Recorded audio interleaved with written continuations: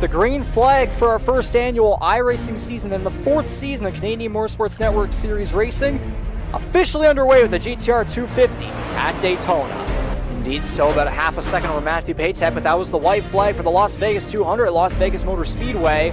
Corbin McCauley finished second place at Daytona Auto Club, falling just short of Justin Belmonte, the rookie, both times. It's not going to be 3 races in a row for Belmonte or rookie, but the 4-year driver in his number 17 Holland College Chevrolet turns 3 and 4.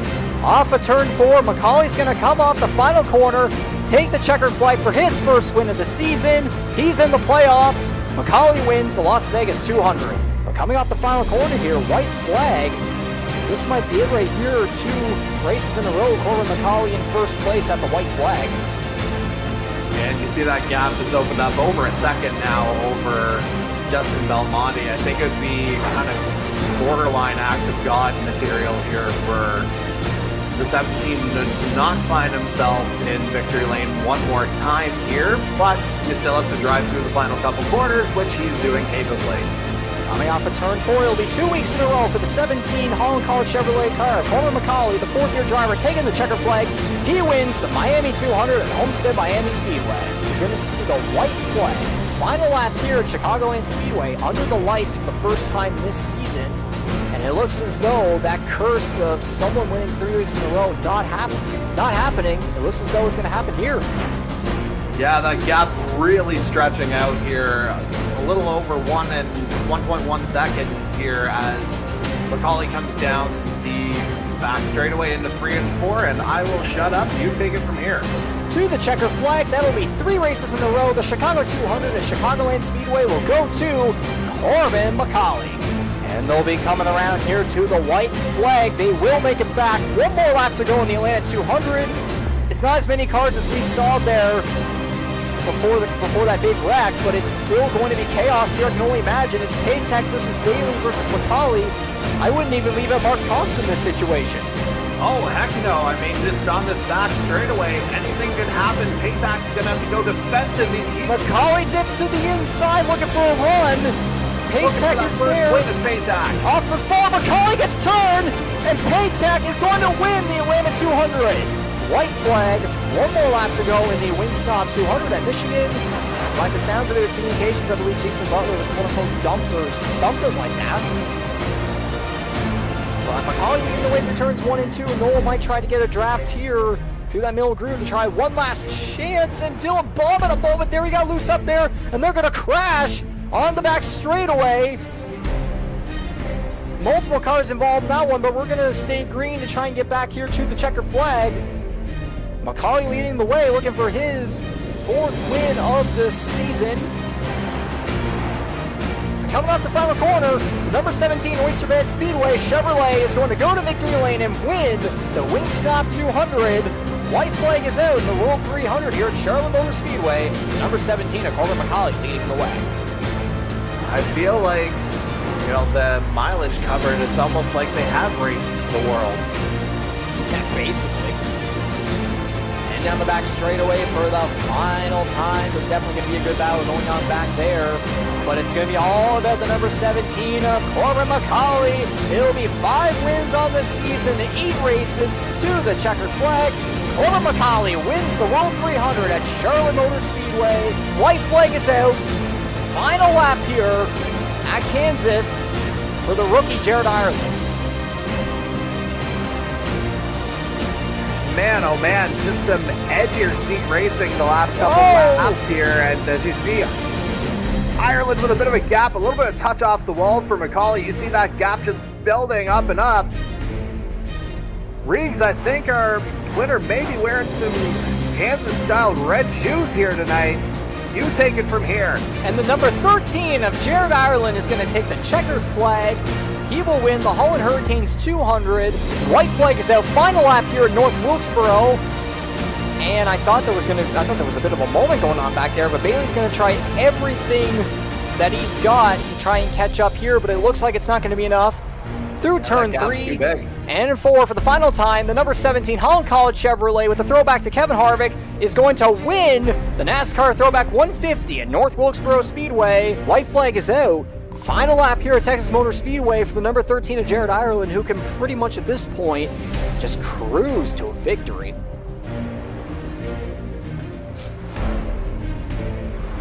Yeah, I mean, he's just kind of found himself right place, right time here, and was able to withstand the challenge. And as he comes through turns 3 and 4, this is all you from here. Indeed it is. So coming off the final corner, there'll be 2 intermediate victories in a row. The number 13 of Jared Ireland is going to take the checkered flag. He will win the 2023 Wing Snop 250 at Texas Motor Speedway. As the white flag is out. Yep, final lap here in the Richmond 150, the first race of the round of 16. And just like that, the number 17 Holland College and Oysterbed Speedway Chevrolet is going to come around the final 2 corners here. He'll remain the only winner, the only driver in history to have won at Richmond. That'll be 3 times in his career. McCauley will start off the playoffs on a high note and win at Richmond Raceway. Oh, Bob trying to dive down the inside. White flag is out. They're going to be side by side for second place. Dylan Bob's going to try and get to McCauley here to try and go for his first career victory. They're going to be side by side. It's double fall racing almost from both positions. Side by side down the back straightaway. It's a guy that's dominated all season, and then you got a guy looking for his first win. Here they come. Yeah, here comes Bob through turn 3. This is going to be next. Bailey's going to Bailey with a bump. Oh, they're going to be side by side off the corner. Who's going to get it at the line? McCauley's going to get it. White flag is out. Final lap here in the Sin City 200 at Las Vegas Motor Speedway. Does the 17 have anything else for the 13 here? As the 13 is going to clear the way now by about 2/10. And it's going to only increase here with Ireland on the fresher tires. Here they come down the back straightaway for the final time. Into turns 3 and 4 for the final time. McCauley's going to send into the corner. He's going to go up into the outside wall. It's not going to work. The number 13 of Jared Ireland's going to take the checker flag, and he will win his way into the final 4. You can guarantee him to continue to have a shot at the Earl Ross Cup. White flag, final lap. Patak's going to try and get his second win of the season here against the 88. Both cars on the high side. If these two get together, Ty Higginbotham and Mangrum will be waiting to try to take advantage of their must-win situations. Patak's going to want to all but hope for a good run here, or even try to dive down low in the 88, who is looking again finally for that first win since 2021 and that first win this season that he somehow still hasn't gotten. Through turns 3 and 4 for the final time. The number 88 NBR Motorsports Chevrolet of Scott Bailey is going to come to the line. He's going to win the round of 8 finale here at Auto Club Speedway. Finally!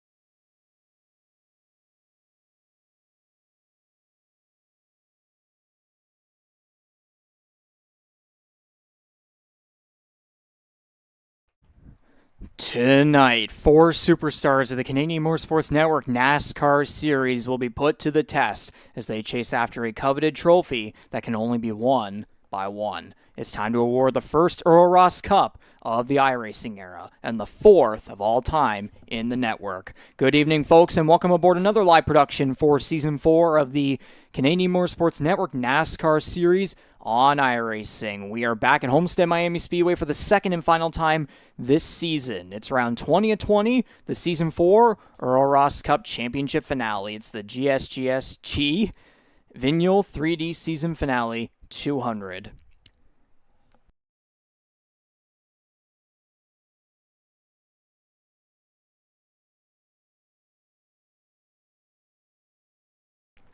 GSGSG Vinyl 3D has you covered from mini comic book collections and mini vinyl collections to custom creations, including custom wall mounts for the racing wheels of the number 10 of veteran Jason Butler, who will proudly represent them tonight in his number 10 519E Racing Chevrolet. Check out their website, GSGSG Vinyl square.site, or search them up, GSGSG _ Vinyl on Instagram.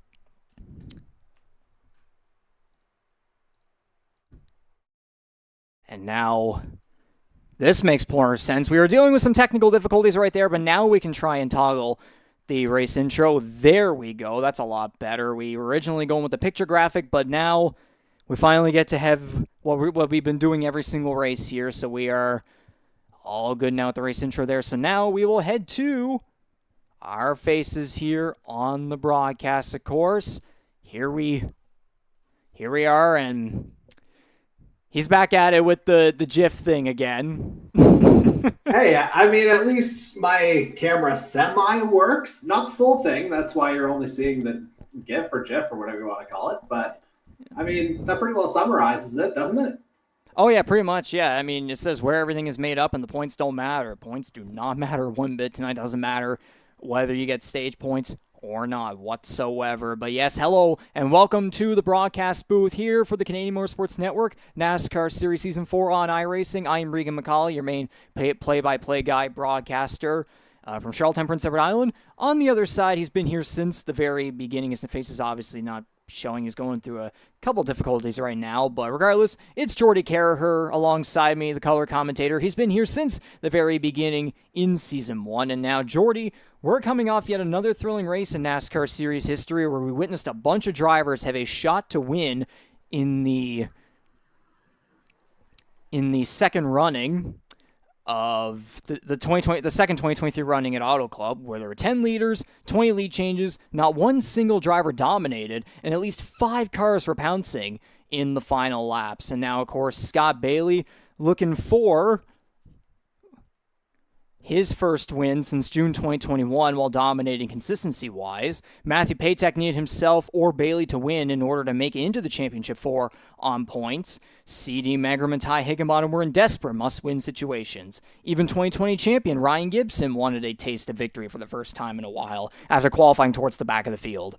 In the end, Bailey wound up on top, finally scoring his first win of the season after countless podium and top 10 finishes. The streak of top 10 finishes continued, now sitting at 16 races in a row. He's got all the momentum in the world to do something in similar fashion to Joey Logano in the 2018 NASCAR Cup Series playoffs, where Logano locked himself into Homestead with a win at Martinsville and wound up lifting the championship trophy.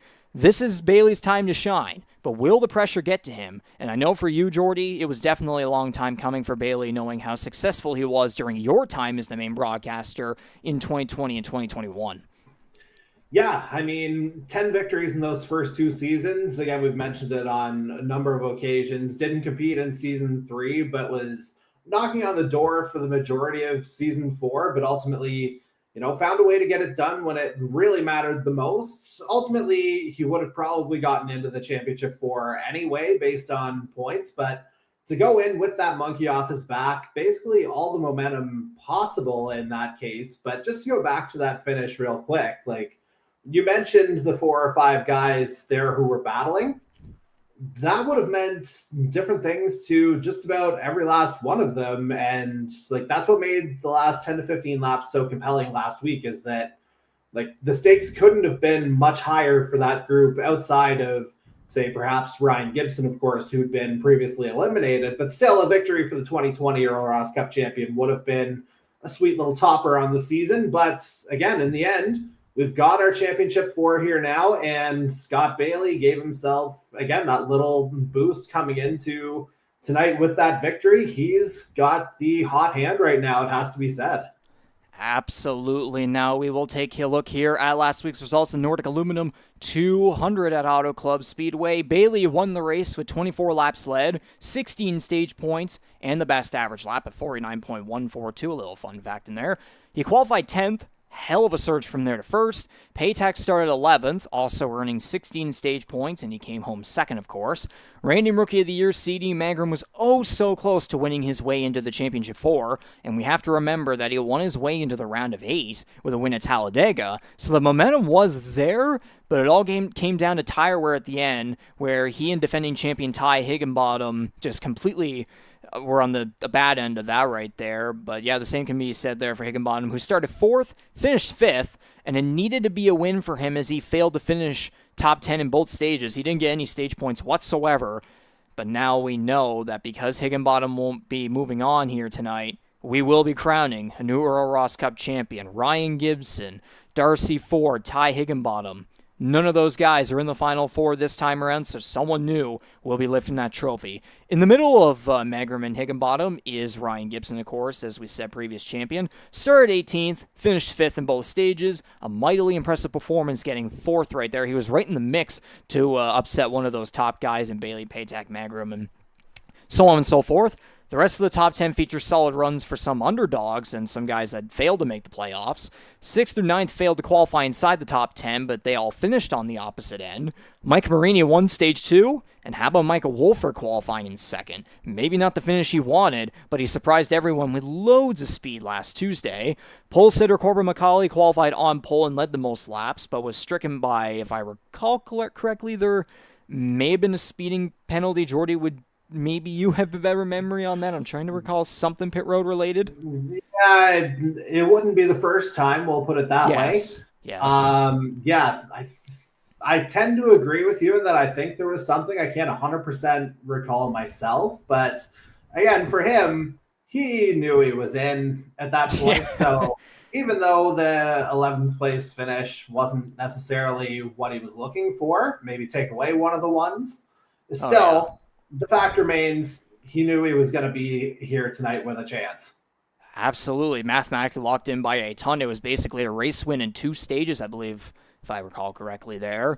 But yeah, no big deal for him whatsoever. Already into the Championship 4 by a ton of points. Every rookie that participated last Tuesday were also stricken by bad luck. Dylan Baum needed a win to make the Final Four, but unfortunately wasn't able to get the job done there, falling many laps down. Jared Ireland was lucky that he won his way in at Las Vegas, the first race of the round. And Kyle Noel fell laps down after some misfortune early in the race. Notably, previous Auto Club winner, the winner of the second race of the season, Justin Belmonte, was absent and was obviously eliminated from his shot at the Earl Ross Cup, so very unfortunate knowing how good of a rookie campaign that he had, but now we have to move on to the Championship 4 here, so we'll take a quick look here at the schedule. It's round 20 of 20 in the entire season, round 7 of 7 in the playoffs, and obviously the only race of the Championship 4 round. That's the way it goes. But yeah, only one race left in our first year on iRacing. It literally feels like Daytona was just yesterday.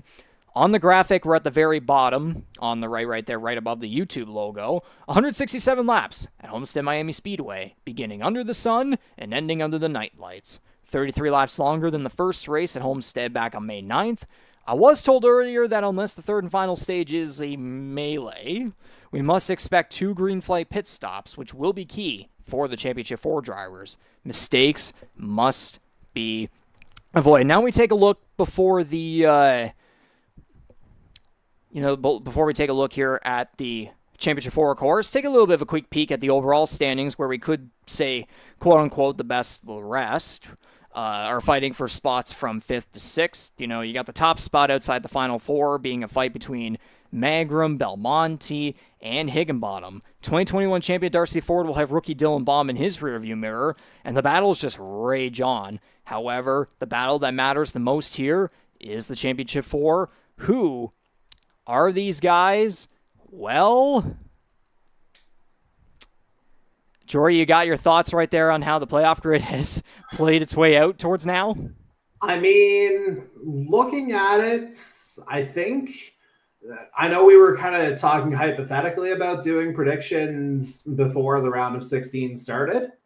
I'd say 3 out of 4 guys that I was thinking of did make it in. I thought Patak would be close. I wasn't 100% sure if he was going to get into the championship 4 because I know he'd had, his fair share of bad luck toward the end of the regular season and even in a couple of the early playoff races as well, getting collected in various incidents. But he found his form there in the last 3 or 4 weeks, it has to be said. And did enough to make sure he secured that final place ahead of the defending Earl Ross Cup champion Ty Higginbotham from last year. Justin Belmonte, of course, getting off to that super hot start to the season as well with the back-to-back victories. I think the story may have been a little bit different if he had been able to race last week.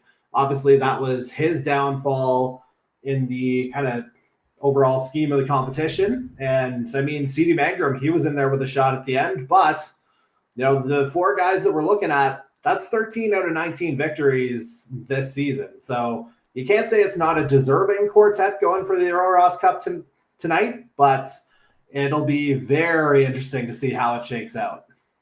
Absolutely. And actually, that was the one thing that I forgot to say there. Corbin McCauley dealing with the issues back at Auto Club. It was something to do with pit road, and also, too, there was a wreck that we had at the beginning of the third stage coming off of turn 2 that collected both him and Jared Ireland, but thankfully, McCauley's mathematically locked in.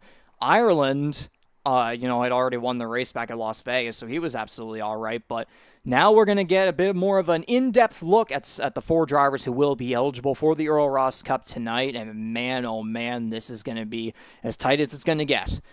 We begin with the number 13 of Jared Ireland, who is the only rookie in the Final 4, with 3 wins, all coming on intermediate tracks, and 18 starts, plus a 7.95 average finish. Ireland will attempt to become the first rookie champion in series history, which I assume that's the case if we don't count Season 1, because that was literally Season 1. Yeah.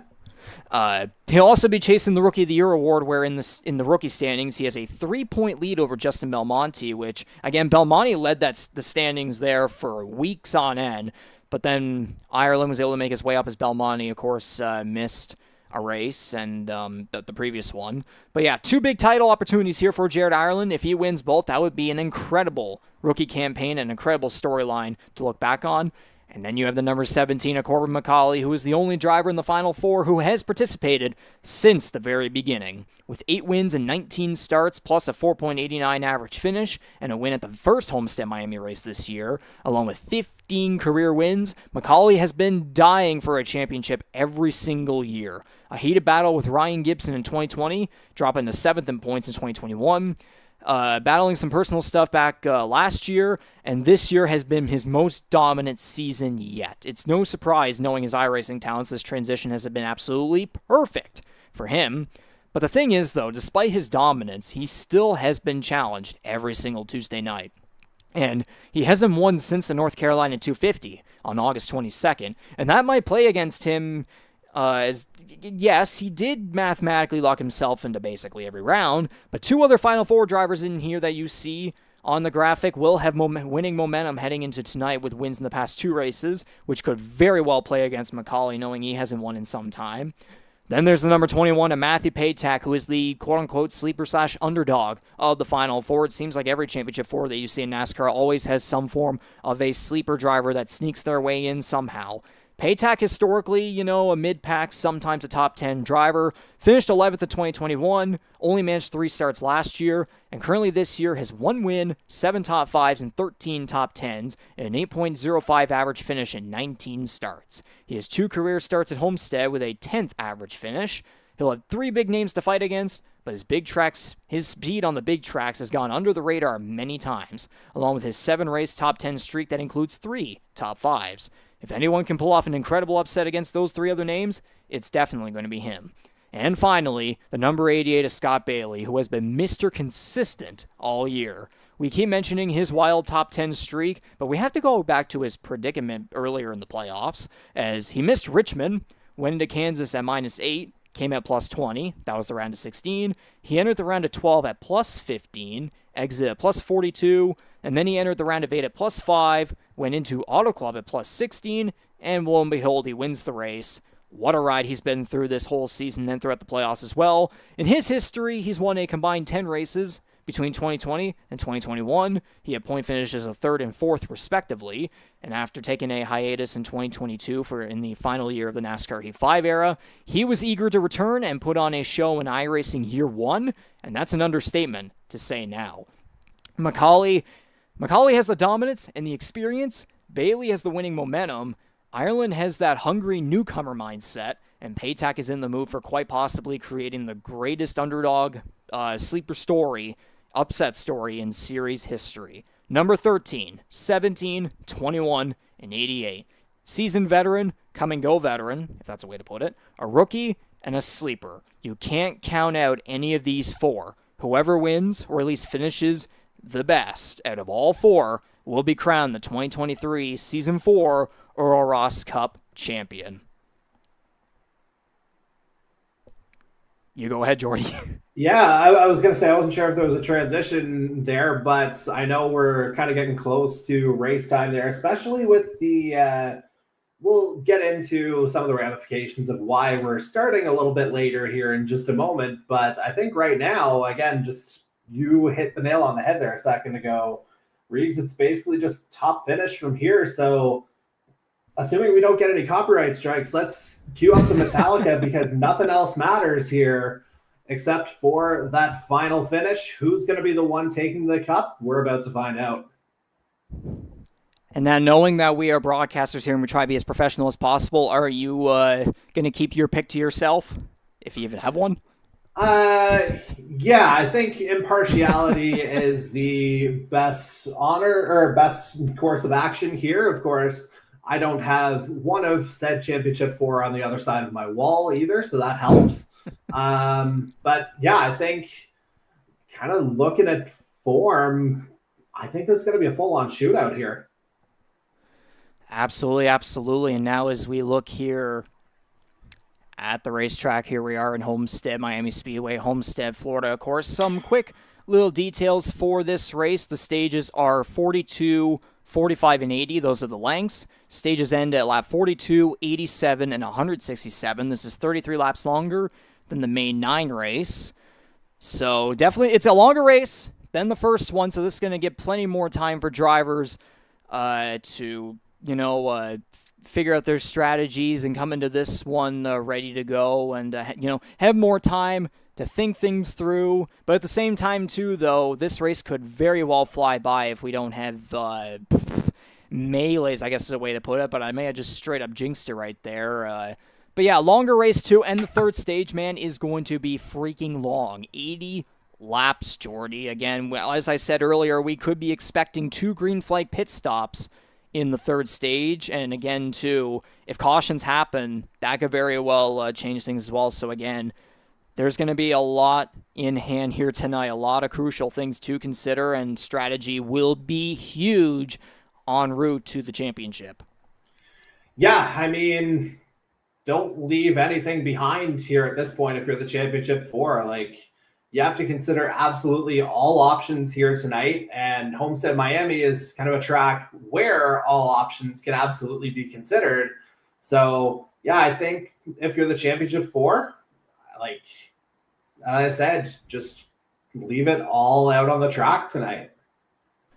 Absolutely, and that's what we're going to see here tonight. We're going to create some history here in the Canadian Motorsports Network NASCAR Series on iRacing here in Season 4, the first year of the iRacing era. Don't go away. I'm going to send a quick message here through Race Control to these drivers to get the engines fired up and just, make sure you can fill it out on the bingo card. Don't try to win the championship on lap 1 or don't try to win the race on lap 1, or you could do it both ways. But yes, don't go away. Stay tuned. We're going to get racing here very soon with the GSGSG Vinyl 3D season finale 200.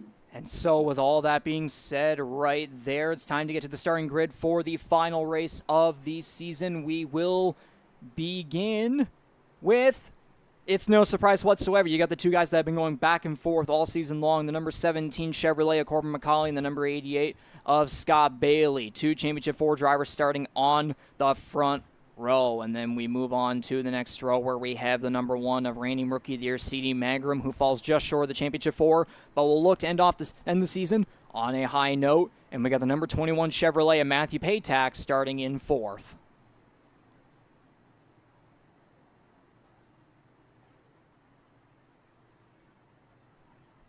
Oh, apologies, Jordy, there. I had you muted. Go ahead with the row here.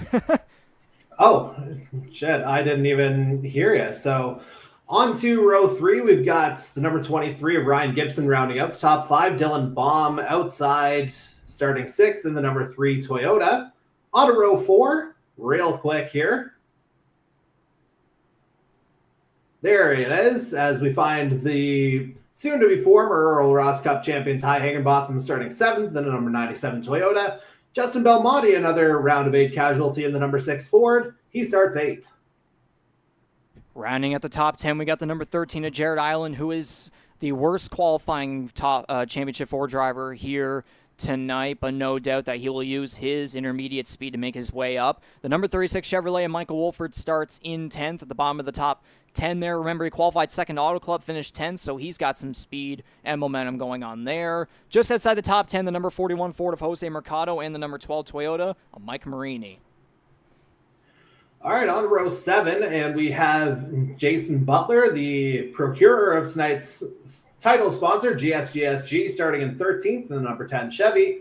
They'll have another Ontario guy in Hunter Young in the 77 on the outside. He'll start 14th.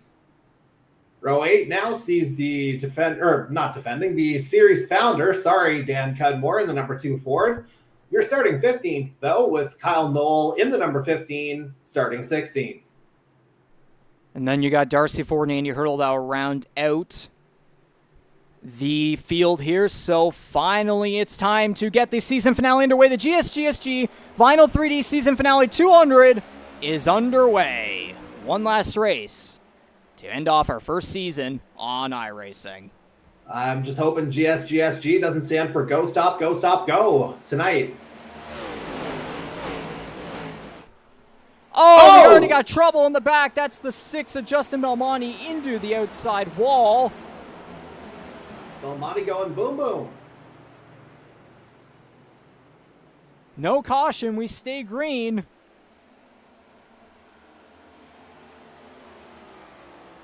And already you see Matthew Patak making up a few positions there off the start. Remember, he had an EOL to start. As it looks like Bailey's taking that inside line. They've drove under McCauley here on lap 2. Indeed, so the 88 will take first place here on lap 2. McCauley going to dive way down to the inside. Bailey riding the high line.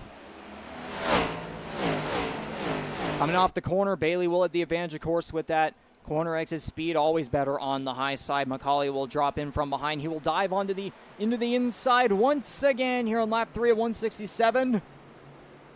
And again, going back to what happened with Justin Belmonte, he currently sits in his pit box. Again, the wall hit there.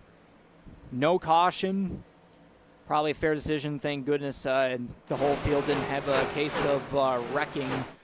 Especially with a guy like Jared Ireland, who was in the middle, towards the middle of the pack there, only starting in 9th. But now he's made his way up to 6th. So already he's making his way up. I said that earlier, knowing his speed on the intermediate tracks. He's got 3 wins on those kind of layouts, those circuits. You want to talk about moves, though, Riggs? Patak's up to 12th already.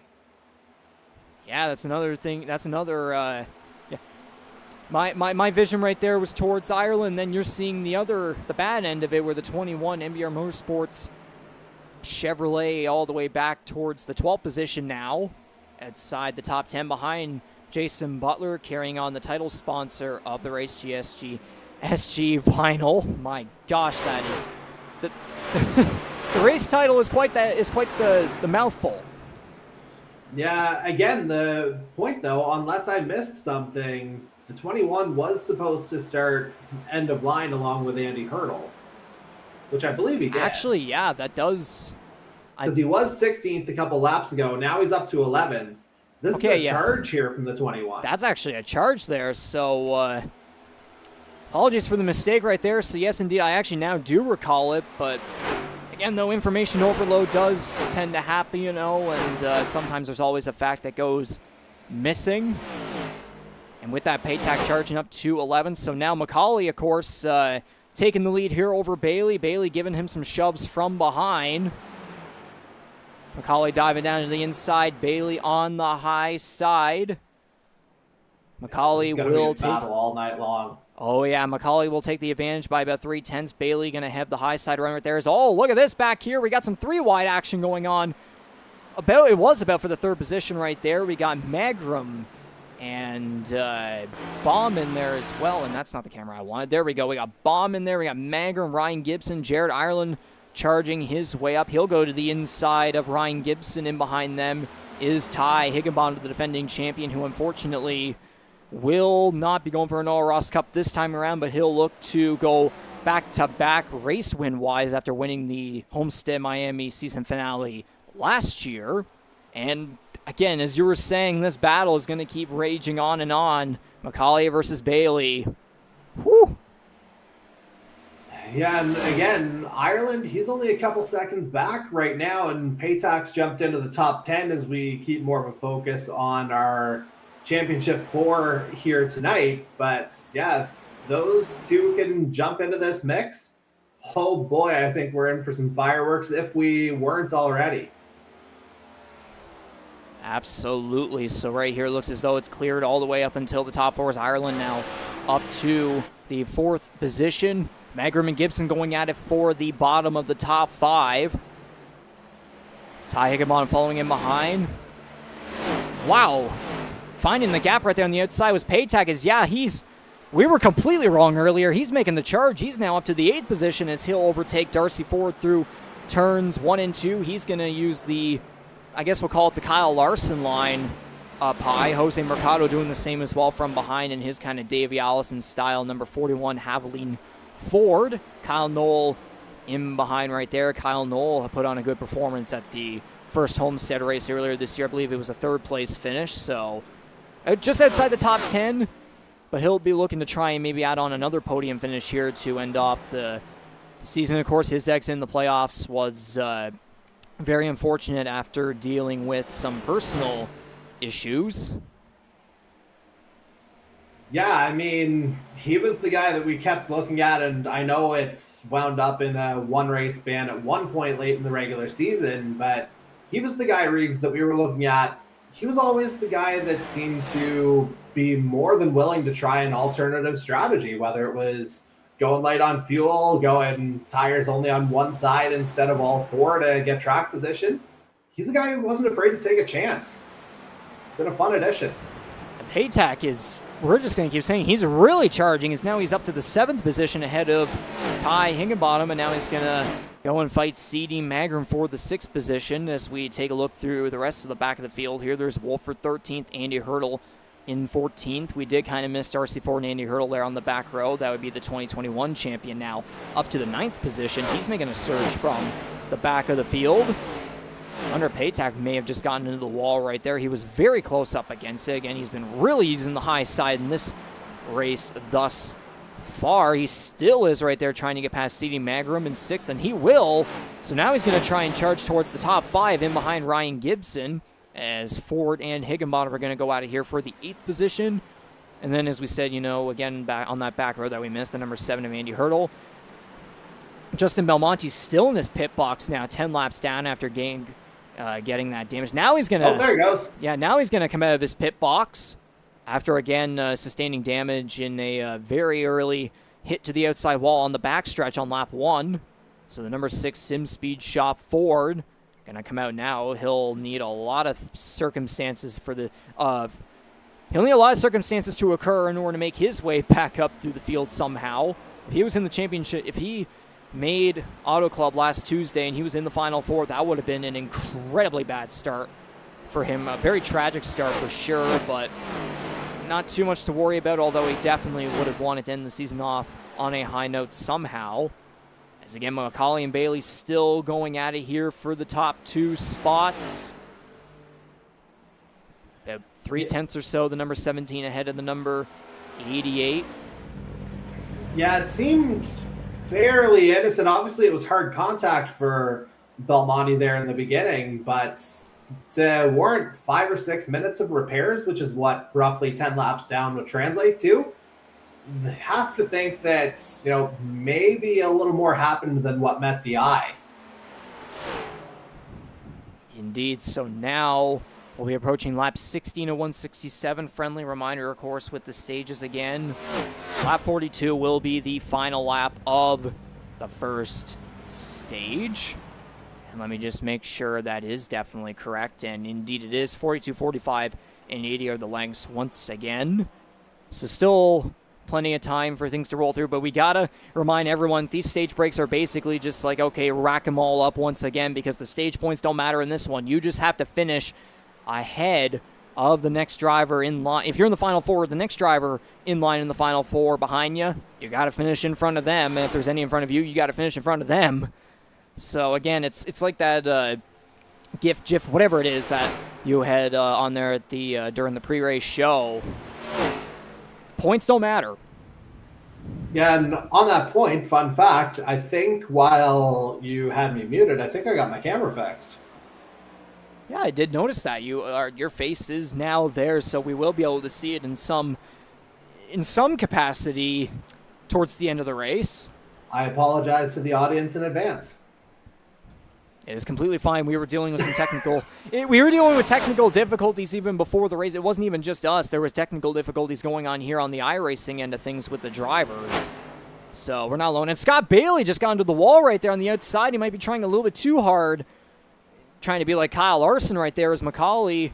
Again, they're still at a 0.3 difference, a difference of 0.3. So there is speed there from Bailey. He's somehow able to fend off those taps to the outside wall where you'd think it'd be really Darlington where you'd see that kind of stuff happen, but no. In this race here, the championship finale at Homestead-Miami Speedway, that high line can really give you an advantage, especially on corner exit. Yeah, and if you look at it, these two are absolutely leaving the pack in the dust. Like, there's roughly 4 seconds between Bailey and third place Dylan Baum right now. Like, 4 seconds on a track like Homestead-Miami, that's an eternity. Well, I mean, case in point right here. Indeed, so McCauley gaining an ever so slight advantage there on Bailey now, almost half a second. Again, still kind of close to 0.3 there. Meanwhile, Dylan Baum and Jared Ireland are going to go at it as Ireland still surging his way up. Patak is in behind right there. You can see behind Ryan Gibson. So Ireland's going to go here for the 3rd position against the number 3. And he is going to take it. So now the top 3 has championship 4 drivers in the mix. So now all Ireland has to do now is find a way to catch up to McCauley and Bailey, even though he is 4.5 seconds behind. Yeah, I mean, obviously still a very long way to go in this one, as you alluded to, 50 miles more, than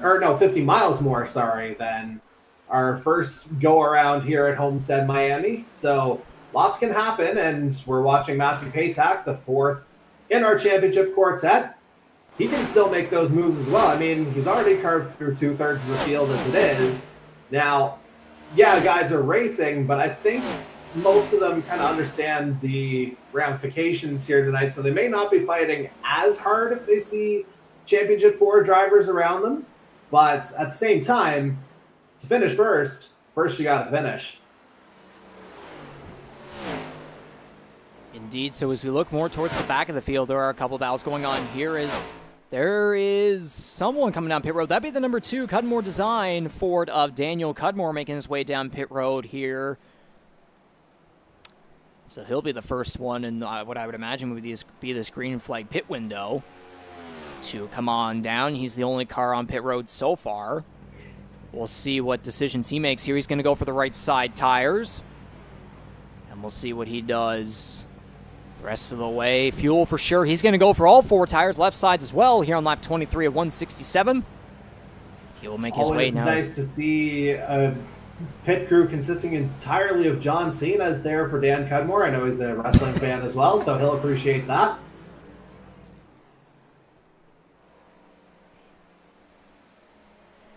Indeed, so Macaulay now about a second ahead here of Scott Bailey, so definitely those hits that Bailey took, and probably, I would imagine, really giving himself a lot of tire wear. Yeah, that's definitely making him fall back, because now here comes C.D. Mangrum. He is the next candidate for a pit stop in the number 1 Nordic Aluminum Chevrolet. He was carrying the title sponsor of last week's race at Auto Club Speedway. He came very close to giving them a victory, putting themselves really in the spotlight, falling just short of a must-win situation again to the Championship 4. It's still a fabulous performance from him, and it looks like Mangrum's going to go no tires, just gas. I mean, what did I say off the beginning? Like, more in the Championship 4 context, I was talking about this, but leave all the tricks out there if you possibly can. And, I mean, Mangrum, he's diving into his bag of tricks early here. Absolutely. So we'll see what the number 97 Money Lion Toyota is going to do right here. If we can get a prop... I'd say he did probably the same thing. Yeah, it looks like, yeah. 6.1 seconds. So it'll be just that for him, and did something just happen here with somebody? Because I could have sworn I saw a certain movement in the vicinity somewhere. I guess not. I was seeing a bunch of movement going on. Maybe it was because of the pit stops going on right there. But anyways, Dylan Baum has made his way back in front of Jared Ireland, who's going to make his way down pit. Whoa! Whoa! Ireland's going to save the car.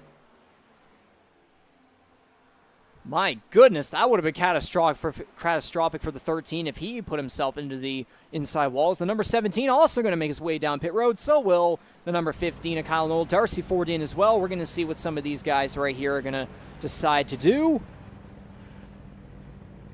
Yeah, let's just see what we've got here. Macaulay going to go for just fuel.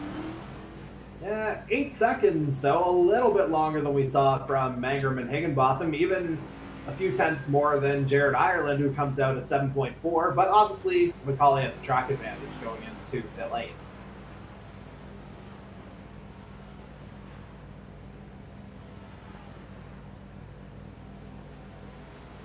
So Darcy Ford going for tires there. Meanwhile, I believe Kyle Knoll did as well.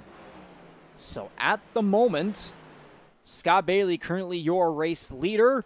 And as I say that, we're in the pocket here, or the window, whatever you want to call it. Whatever it is here on lap 28. So Scott Bailey is going to give up the lead to head down pit road. Dylan Baum will take the lead. Matthew Patak second. Ryan Gibson in third. Scott Bailey here. Drop a couple positions. Now we'll see what this outlap looks like from Corbin Macaulay as he makes his way around. Ultimately, that'll be the frame of reference here for the 88. And it's a quick stop. 6.1 for him. So Scott Bailey also deciding not to go for tires just yet with the 6.15 time right there. Matthew Patak now going to make his way down pit road. So all four championship drivers now making their pit stops. Patak will be the final one right here. And I mean, I'm a little bit surprised that he was able to stay out this long. Maybe not entirely because, again, it seems like the NBR guys, they can be kind of tire whisperers at times. But to get from the back of the pack to, in the top 5 as Patak did, you'd have to think those tires went through some punishment. Oh, absolutely, too. And that surge from the back to almost the front right there, man. He was just really making his way up. And someone else coming down pit road here, that would be the number 7 of Andy Hurdle. Whoa! Michael Wolford has a moment coming down the pit lane. We're definitely going to have to take a look at what just happened right there. Yeah, I only saw the smoke.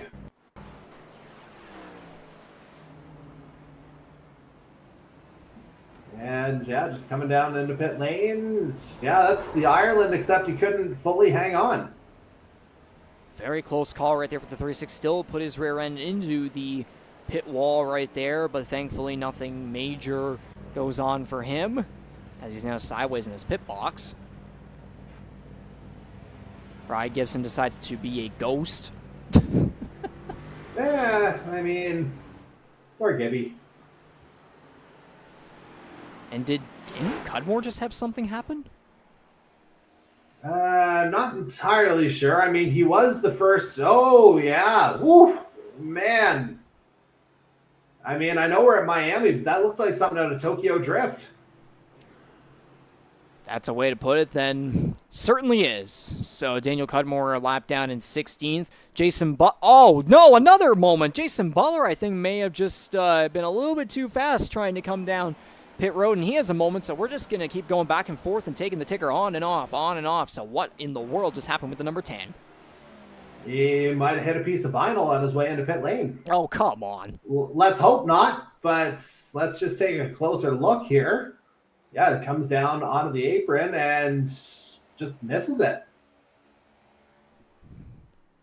And thankfully he went backwards enough where he doesn't get a black flag or a DNF or whatever it may be.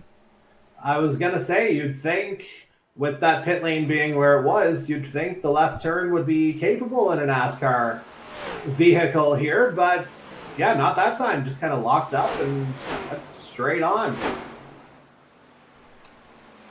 Like a kid who doesn't want to leave the park. Basically, so now McCauley leading the way by just under 2 seconds over Scott Bailey. Dylan Baum in the 3rd position. As we see Jose Mercado and Darcy Ford going at it for the 11th position. Looks like the 64 Wing Snob Chevrolet will take the advantage there. But yes, and then we got Dylan Baum here as, whoa, Jared Ireland out on the outside wall right there, coming off a turn 4. So we've seen a lot of cars getting into the wall or having some moment trying to enter pit road. This does really make me wonder if this is kind of an omen to what we might see in the 2nd and 3rd stages, especially the 3rd stage. 80 laps long, well, it's probably going to be less because, again, you have to count all the caution laps through the stage break, so it's probably going to be about 75 laps to the finish. But, again, though, we've seen a lot of cars trying the high side, getting into the wall every now and then, really using up their tires, seeing cars that are having issues coming onto pit road. Really makes me wonder, like, you got those two things. Is the 3rd thing a potential restart shenanigans? Because, I mean, we did see what happened with Justin Belmonte at the start, and thank goodness it wasn't a full-out wreck. But again, we still have time for stuff like that to happen. We hope to, gosh, that does not happen. Yeah, and I mean, that's the only thing that has happened so far. Find your piece of wood or whatever you need to knock on here. But the other kind of important, if not entirely, oh, Ireland there, just about losing it again. That's a few times in that corner, especially if you count the adventure going into pit lane as well. That's a few times off of turn 4 where the 13's just gotten it all wrong. And, you know, that might cost him a position here to Ryan Gibson if he tries to get him down the back straight here. And it looks like he has gotten him, so Ireland down to 6th. Interesting dynamic there, by the way. Of course, those two drove for the Canadian E-Motorsports Network in the iRacing Spa 24 a month or so back. And so they're very familiar with one another. Got a former champion there. He's going to kind of cede the way to the 13. But what I was going to say before all that happened was, now that we've kind of cycled through that first round of green flag pit stops, seems like not really one strategy's favored the other in terms of, you know, an overcut or an undercut. Everyone's effectively come back exactly where they were. Indeed. So now right back up to the leaders. We are going to be, this time around, we're going to be coming to 3 laps to go in the first stage as the number 17 with a powerful lead here by, it keeps increasing. 2.5 seconds, might get to 3 here as we get to the conclusion of the first stage. Number 17, Holland College Oyster Bed Speedway and Holland College Student Union Chevrolet of Corbin McCauley again, man. We talked about earlier, this guy, like, he's been through so much. Remember in 2020, him and Ryan Gibson having that incredible battle at the championship finale at Phoenix, and Gibson was the one that came out on top. McCauley having a bit of a slump in year 2, and then year 3 even was dealing with a lot of different things. And this year he's been absolutely dominating here, winning almost half the races. So this transition to iRacing has definitely been in favor of him, knowing how long he's been on iRacing and how good he's been doing, making his way up the ranks and maybe aspiring to be a eNASCAR Coca-Cola iRacing Series driver or something. We'll have to wait and see if that ever comes to fruition, but again, the 17 just doing everything he can here with 2 laps to go, and thought I was seeing some battles going on back here, unless it had to do with lap cars. I think that might have been Michael Wolford that I was thinking of. And I think Bailey may have had something go on, because I think that gap just jumped by a second in the last lap or 2. But it could also be a syndrome of, Corbin McCauley's dominance here as well. If you go back to that first Homestead-Miami race, 59 out of a possible 60 points. Finished second in one of the stages. Tisk, tisk. So down the back straightaway for the final time in the first stage, McCauley leading the way.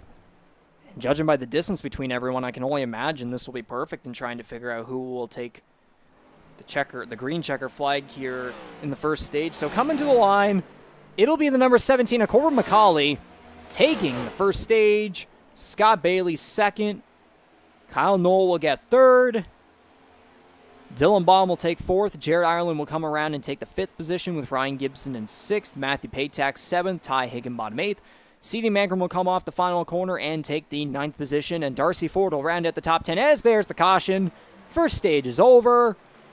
And yes, McCauley won the first stage, but again, though, that's not the race. There's no stage points. It doesn't matter. I mean, it could theoretically for the drivers below the final 4, because again, we were talking about the quote-unquote best of the rest earlier, like C.D. Mangrum, I think Ty Higginbotham in there as well, Darcy Ford and Dylan Baum having a battle of their own as well. So there is kind of a best of the rest thing going on, but for the Championship 4, this is pretty much just the time to breathe a sigh of relief, figure out strategies, and just get a fresh reset. But at the same time, it's also a disadvantage because it then puts everyone back together, where we all know that anything could erupt at any point, especially being the finale. Yeah, and I think for our stage 1 winner here, the biggest thing that kind of came out of that stage, he avoided that first green flag pit stop bugaboo that's kind of affected him in a few different races over the course of this year. It seemed like the car just kind of kept flying as if nothing really changed from, before he went into the pit stop to after he came out. Like, obviously, the tires didn't change at that point, but still, it felt like the performance didn't drop off one bit.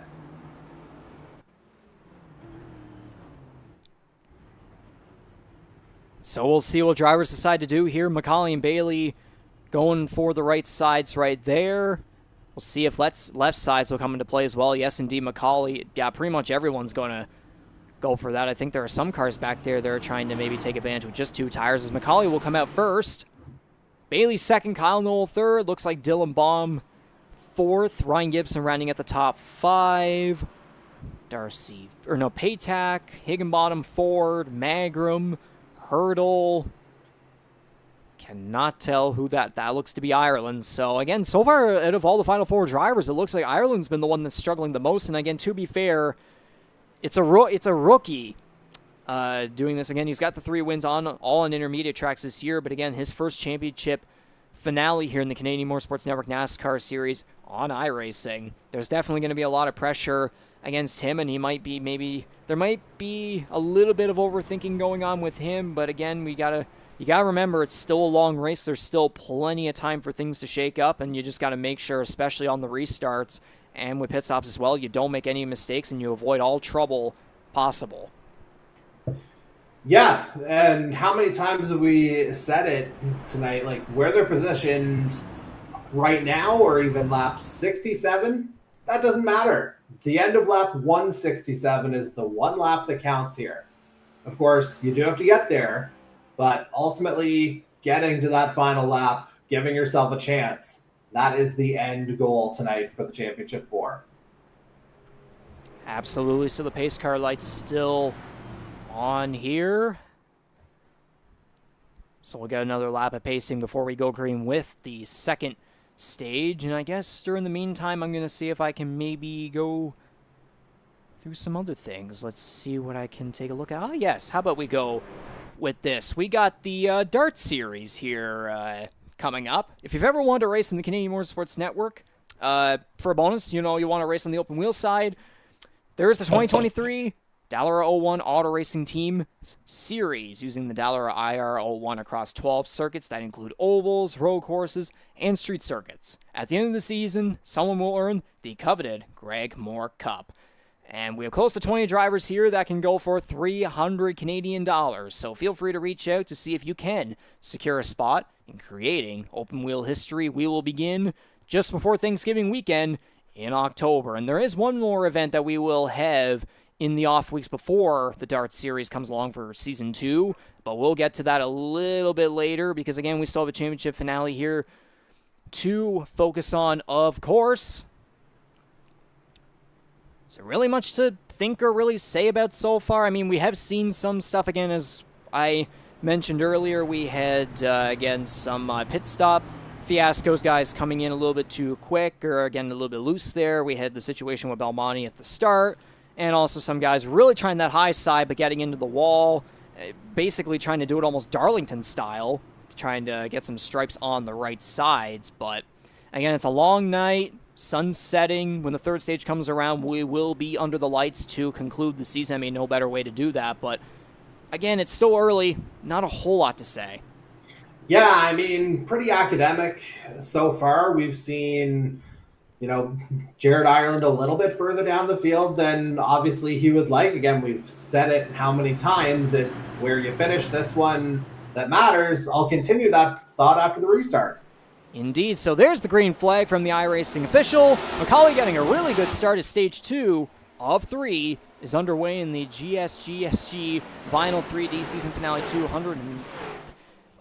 Do we really need season finale in there? I mean, sure. I mean, probably not. I think it's implied, but it's a given. Yeah, I mean, final chance for some guys to shine in season 4. And, I mean, obviously the headliner of the evening. Oh, Matthew Patak almost getting squeezed up to the high side by Darcy Ford. I think someone else may have gotten to the outside wall. I think that was Hunter Young in the 77 Ford. As Jose Mercado's going to die down low right there. So, see what else is going on. A little bird in my ear may have me thinking that if something had happened between the 21 and 64, I feel like the 64 may not necessarily be the most remorseful about it tonight. But these two, they've been going door to door, wheel to wheel, and it may not end. And what? That, like, just in general, like, that's, full stop. Like, oh, geez, we got almost everyone going in the wall. Ford, Patak, I think Ireland maybe even tapped to this wall right there. So a lot of wall contact here early on. And not the greatest restart there from Patak, losing a couple of positions there. He's got another Championship 4 driver in Jared Ireland about to be on his bumper here in 10th. So maybe those two strike something temporary to try and get up to Corbin McCauley and Scott Bailey, because really, yeah, there's other cars on the track, but the only ones they're racing are at the head of the field. So where they are is just no good right now. Patak and Ford are just going at it here. There was a crossover Ford did right there after Patak tried to send into the corner. Don't know if that would be the smartest move. Again, he is trying to get past Ford, but again, though, trying to send in wear those tires early on here, that could definitely play a role in the tire strategies later as Darcy Ford gets loose off the corner. Almost contact. Almost contact with Jared Ireland right there as Ford's going to drop back as Justin Belmonte, again, 9 laps down, but just trying to make his way through and race against everyone, because why the heck not? Mangrum again a little bit loose off the corner there as Ty Higginbotham and Ryan Gibson are going to go out of here for the 5th position. Never mind, Higginbotham's going to make his way in front you got the two veterans going at up here up front, although McCauley does have almost a second advantage right there, 7/10. And then you got the two rookies in. Fast. Oh, yeah, Dylan Baum and Kyle Knoll here going at it here for third and fourth place. Two aggressive rookies. I know one of them was involved in an incident with Jared Ireland back in the first Homestead-Miami race. I don't recall which one of them. Okay, yeah, no, it would have been Baum because, yeah, I remember Kyle Knoll finishing third. So, yeah, it was Dylan Baum and Jared Ireland dealing with stuff as Ireland still seems to be having his struggles here, or whatever it may be, as he's in the midst of the 7s and a 41 towards the bottom, or, yeah, behind the top 10. Yeah, again, the positioning definitely not where he wants to be right this second. You'd have to think, at this point, he'd have to be wanting more of a long run approach. I'm not 100% sure what's going on, if maybe just things aren't quite lining up for him in this first third of the race as we get to that point. But yeah, he's definitely, languishing in relation to the rest of the championship four, but still a lot of miles to drive.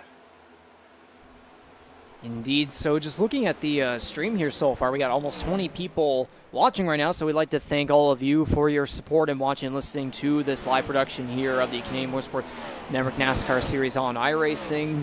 Got a lot of Matthew Patak and Jason Butler supporters that I can tell for sure, including Michael Langley, who participated in one of our special events earlier in the season, a GT3 race on the Daytona Road Course that he ended up winning. He basically dominated the whole thing.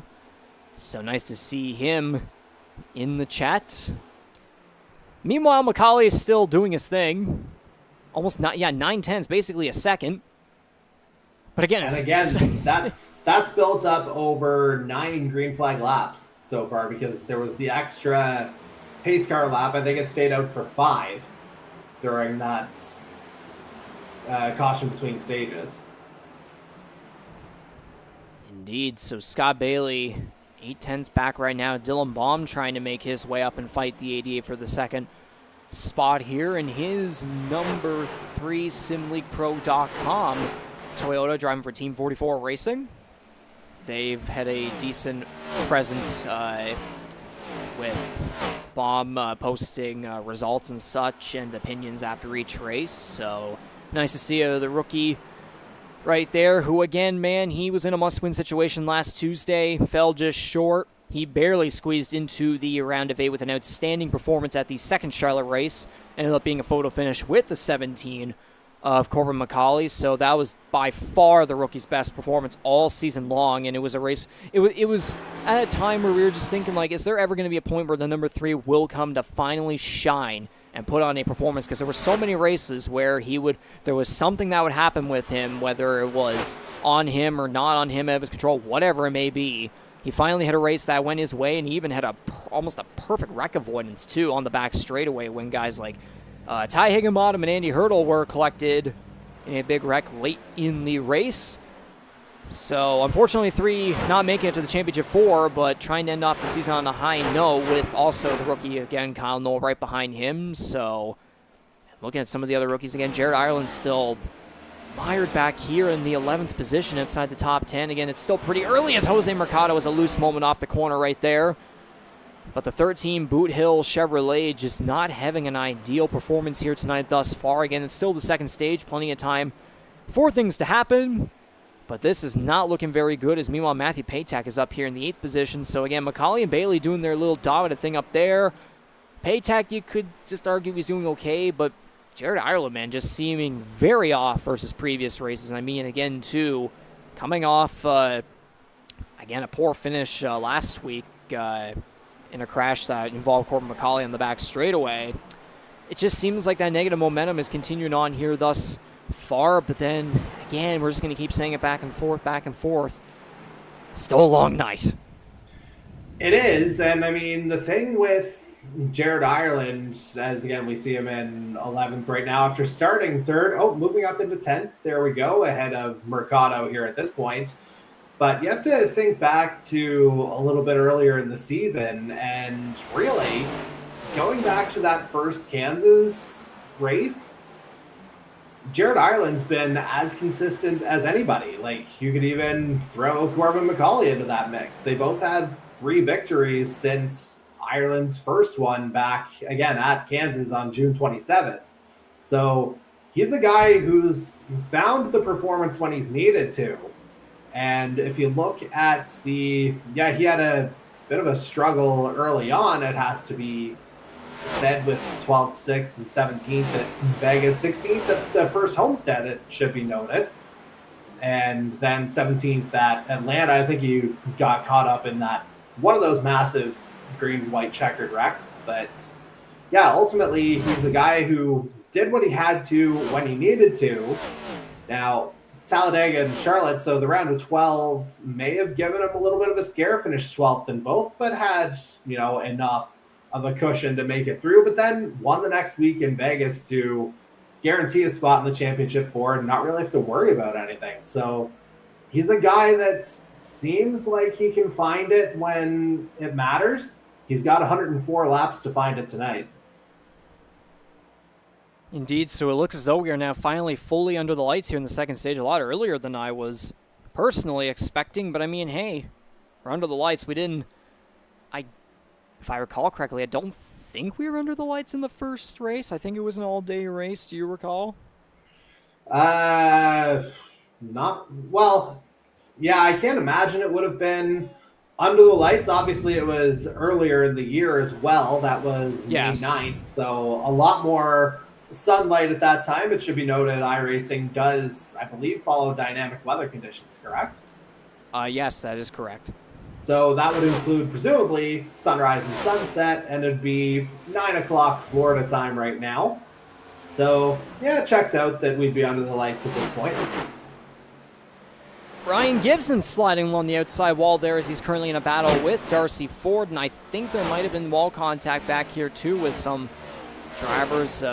Yeah, Mercado just keeps having weird moments, getting loose off the corners, getting into the outside wall. I mean, we saw this similar pattern back at the first Homestead race. He was getting loose off of every single corner, so not ideal for the number 41. But I mean, again, though we know he's aggressive, he just loves to drift around corners whenever he can. As I think Young may have tagged with his right rear quarter panel there as well.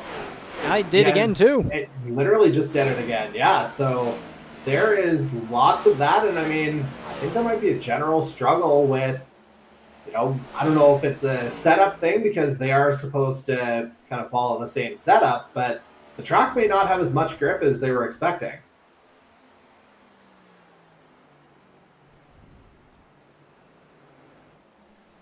Indeed, so it looks like there's a lot of movement going on here. Oh, okay, I believe this will be the green flag pit window here for the second stage, I would imagine. CD Mangrum, first car down. I think, wasn't he the first? Or no, Daniel Cudmore was the first down. I think he was one of the earlier ones in the previous one. No, we got multiple cars coming down. It's Mangrum, Belmonte, Butler as well.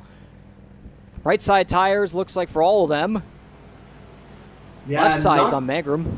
Not quite halfway through the stage here either. So a little bit interesting here to see cars coming in, admittedly a little bit earlier than expected because, again, 20 green flag laps as we see Darcy Ford, and I think that's Andy Hurdle in behind him. Oh, thank you, Pit Stop Board. It is Andy Hurdle.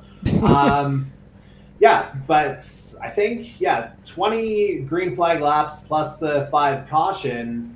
I would have figured, especially as you would figure the conditions would get a little bit cooler, you'd think there might be a little bit more life, but evidently something had to give for these guys who were pitting early.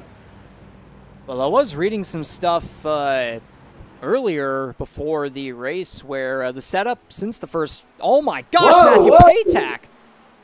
Getting into the outside wall in the back straightaway, right on the high side of Ty Higginbotham. See, is this Darlington?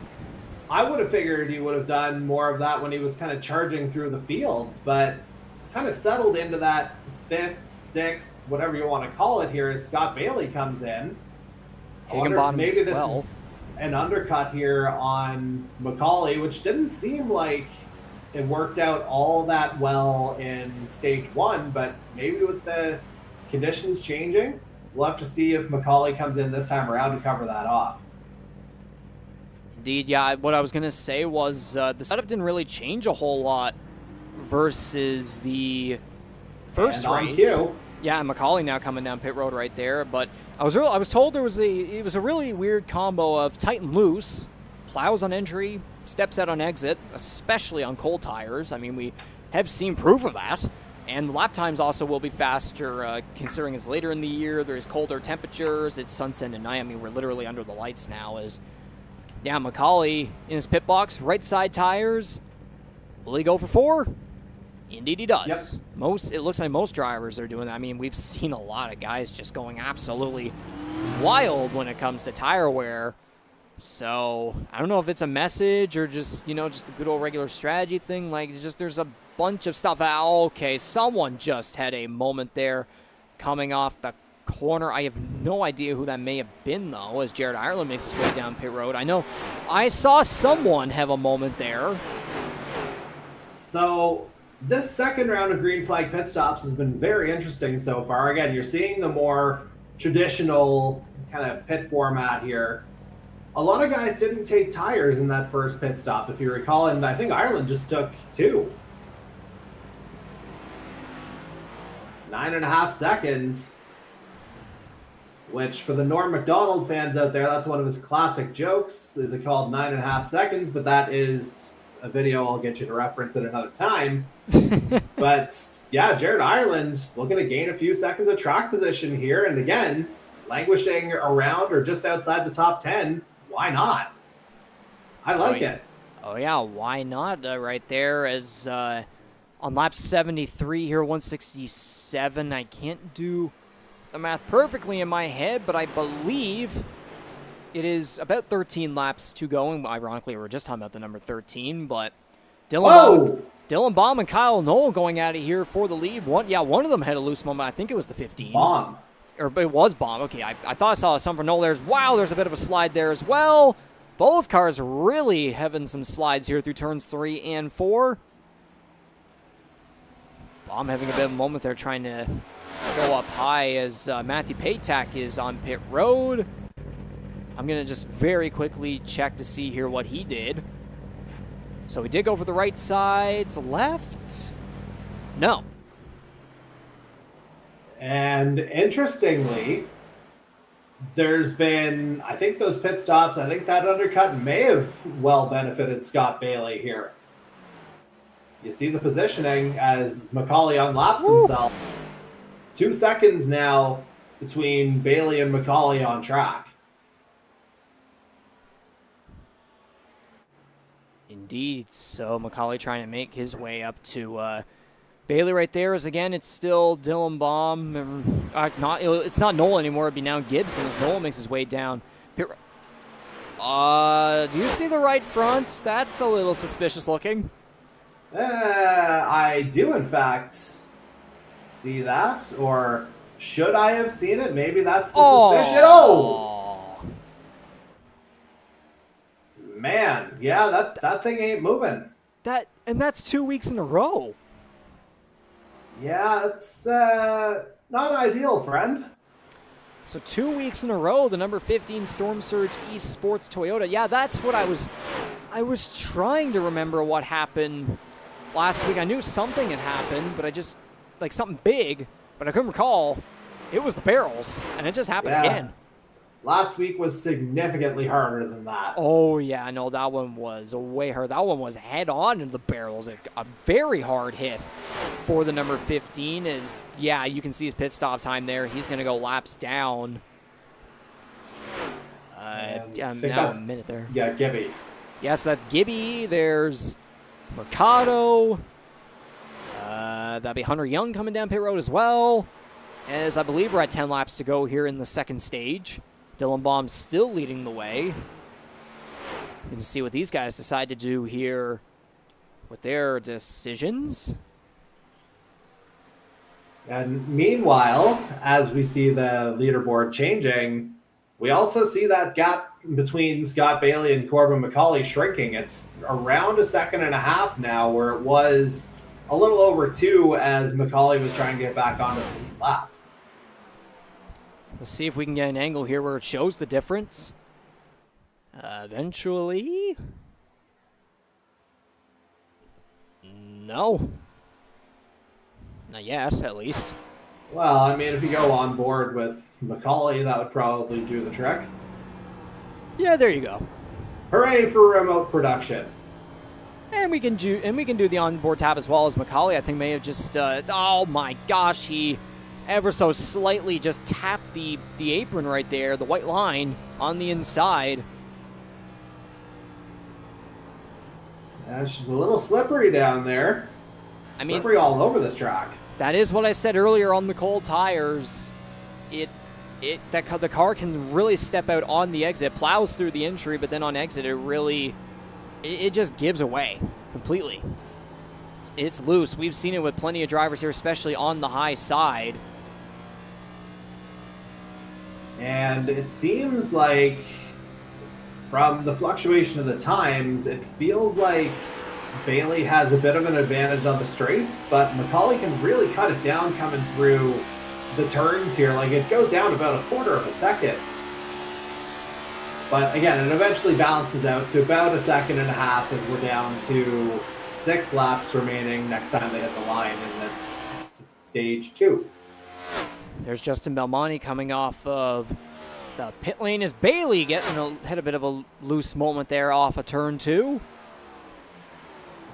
Yes, indeed, we will be. Yeah, this time around it'll be 60. Yeah, that's what he said. It is. I mean, I kind of stuttered it, but that's eventually what I got out of my mouth. And so Bailey will get past Daniel Cudmore, who is going to go a lap down here. Jose Mercado will be the final car on the lead lap at this moment. He is currently heading down the back straightaway. He'll be into turn 3 as Bailey is now way down the back straightaway in his number 88 NBR Motorsports Chevrolet. Jared Ireland, Ty Higginbotham here going at it for the 4th position, as now we're seeing Ireland starting to have some speed up front. So yes, that 2-tire call right there definitely went into his favor, as he's now up here in the top 5 after being way back behind the top 10 earlier in the race, like for most of the first stage and then for most of this second stage too. But now, completely different story. So this definitely will give some confidence to the rookie, who again, it's been some negative momentum between last week and this week here tonight. But that might change here, as now C.D. Mangrum and Ty Higginbotham are going to go at it. These two guys, we remember last Tuesday how wild these guys were going at it for the win in the final laps of the Nordic Aluminum 200. And yeah, unfortunately, neither were able to make it into the Championship 4. Again, that's the reigning Rookie of the Year and then the defending champion. So, but, you know, trying to still end off the season on a high note. Higginbotham, again, as I said earlier, trying to go back-to-back. I guess you could say, quote-unquote, back-to-back. We didn't do 2 Homestead races last year, but this year we did. So I guess season finale-wise, you could say back-to-back, whatever, if you want to put it that way. But yeah, again, looking at the final 4 drivers, Bailey's 1st, Macaulay's 2nd, Jared Ireland's 4th, Matthew Patak is back in 7th here. Would you look at that? These two have reunited again. They're magnetic. Basically. But Darcy Ford with the advantage so far, as now here with 3 laps to go in this second stage, Macaulay trying with his might to catch up to the 88 to see if he can steal this second stage victory. Although again, though, we have to remember it's the race finish. I mean, sure, this will give you all the momentum. This would give all the momentum and confidence in the world for the number 17 to try and steal this away from Bailey, because this quite literally could just be a practice for what we're going to see in the 3rd and final stage of both the race and the season here. So down the back straightaway for the second to last time, about 4/10 separating the two. Macaulay trying to dive it down to the inside while Bailey has been maintaining his high side. Yeah, and that gap has just gotten munched away over these last, half a dozen, maybe even as many as 10 laps. Because if you recall, it wasn't that long ago that the gap was 2 seconds. And as we'll see the green white checkered this time around, that gap's a quarter of a second now. So this one's not in the bag for the 88 just yet. So we'll see here as it's just over 3/10 separating the two. We'll see if McCauley tries to dive it down to the inside and make something happen. As Darcy Ford and Ty Higginbotham are going at back there. But to the green checker flag for the second stage, it's going to be the 88 of Scott Bailey getting the job done. McCauley's second. Dylan Baum's going to come around for the third position. Jared Ireland will mightily improve his performance here with fourth place.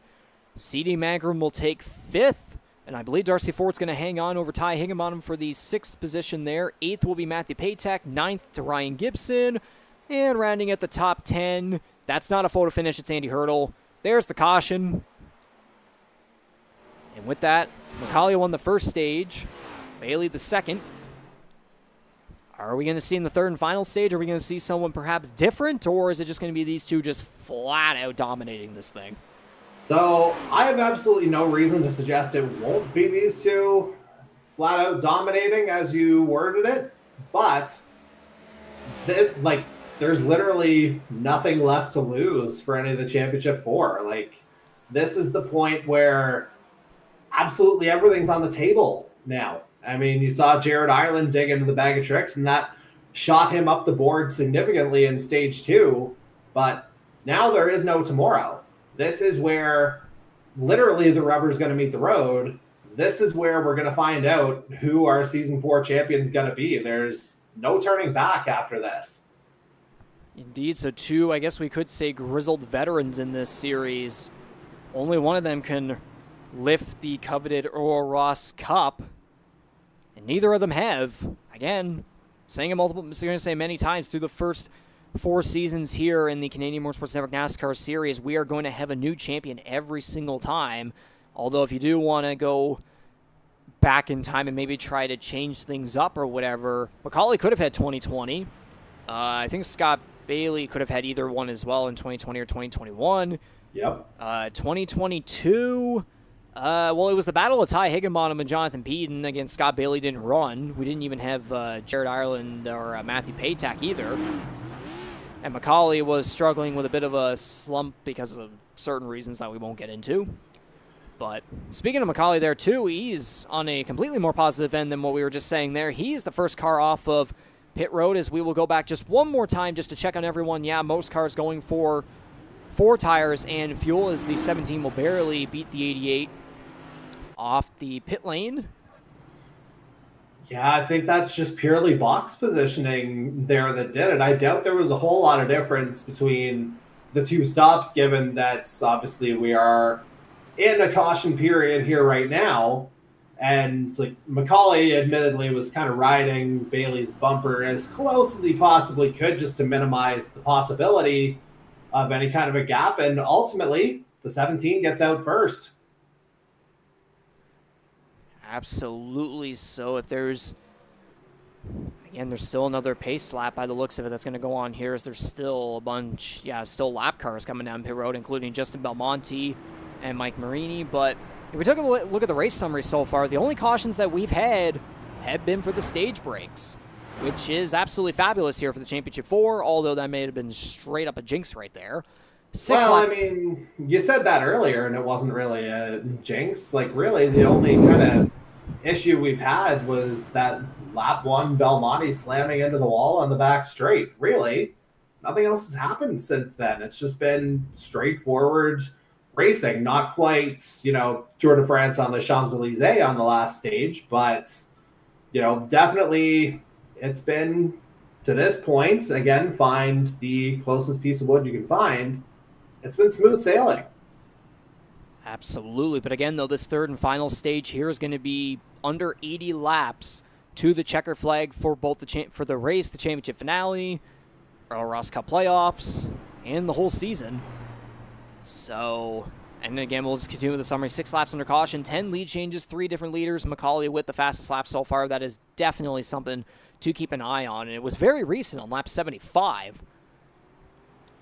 So, interesting to see there as we look at the weather info tab very quickly. Partly cloudy skies, air temperature 24 degrees Celsius, track temperature 26, humidity is at 81, 10 kilometers an hour wind speed going southeast, and we might as well very quickly shout out something else that we're doing here in the Canadian Motorsports Network after we did the Dart Series promo earlier.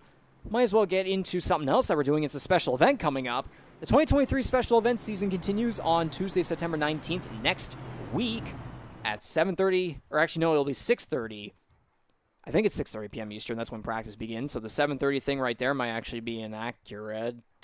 I believe that's what I recall. But we are hosting the Homestead-Miami Speedway 250 at South Boston Speedway. It'll be the first ever late model short track race in the network's history. We have multiple big celebrity names lined up thus far to join the network's regular competitors in what will be a heated 250-lap race of attrition. Basically our version of the real-life IWK 250. We got drivers like Ryan Messer, Caden Tufts, Tanton Wooldridge, Danny Chisholm, and more of Atlantic Canada's stock car superstars across the Super Late Model Series, East Coast International Pro Stock Tour, Maritime League Legends, and other regional tours and local tracks.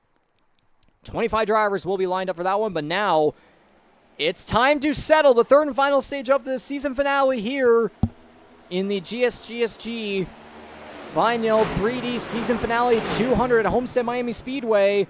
One final stage to decide who will be joining Earl Ross Cup history here. Corbin McCauley with the advantage here so far, and there was contact back there from Justin Belmonte right here. Still up right there as Daniel Cudmore falls back. Jason Butler taking an advantage right there. Through turns 3 and 4.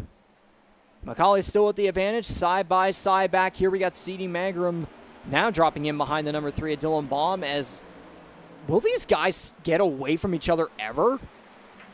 I highly doubt it. My gosh, they are close. Something is bound to happen here as the 21's really close forward. Would I even call that a block? Well, I don't even know. I thought there was going to be something there. It was dicey. Absolutely dicey. There's a lot of cars going at it back here towards the back of the pack. Hunter Young and Ryan Gibson going at it there for the 11th position as we go back to up here very quickly. McCauley with a great advantage here, 4 seconds ahead of Scott Bailey, or just under. 4 tenths, no? Huh? 4 tenths, no? Not 4 full seconds. Or tenths, yeah. Sorry about that. I had a bit of a brain fart right there. It happens. Dylan Baum in the 4th position here as Ty Higginbotham will dive to the inside. I think Baum may have had a bit of a slide or something going on right there, as the 97 will try to take advantage of that. C.D. Mangrum in behind, trying to get a draft off the 97. As, oh my gosh, Patak's going to get in the wall. Not the first time. Probably won't be the last. Using absolutely every inch of track he possibly can, because, you know, he's one of 4 still with a shot in this thing, and 8th place right now with the others 1, 2, 3.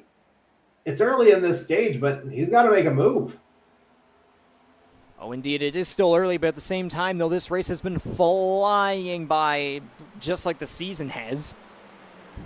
And just seeing here in the chat that Kyle Knoll is the first DNF of the race, 21 laps down, so a very tragic ending for the Storm Surge Esports rookie right there. Making a comment here in the stream. We'd like to say, Kyle, we very much appreciate you and your commitments here to the Canadian Motorsports Network NASCAR Series on iRacing. A fabulous rookie campaign. Yes, mistakes were made, but that's what happens with rookies. And there's no doubt you do have the pace. If you can definitely clean some things up, there's no doubt that you will. And we very much will welcome you back for the next season here of NASCAR Series racing, whenever that may be. I would imagine next year at some point. So, yeah, appreciate you very much, Kyle Knoll. And if you still are going to watch the rest of this race, then enjoy it. If not, then have a good night. Either way. Anyways, we got to get back to this right here as, again, these... I'm just keeping the camera on these two because I feel like something in me is telling me something's going to happen. I was going to say, are we hesitant to crank it up for that very reason? You know what? This third and final stage actually got off to a pretty good start. So you know what? Might as well do that. TrackCams22.com, we thank them very much for providing us with these custom oval cameras that you see every single race here for this first season from us on iRacing to enhance and emphasize these broadcasts, these live productions that we do, really make them professional looking. And with all that being said, TrackHams22.com, crank it up. Here we go. One last time this season. Let's end it off on a high note.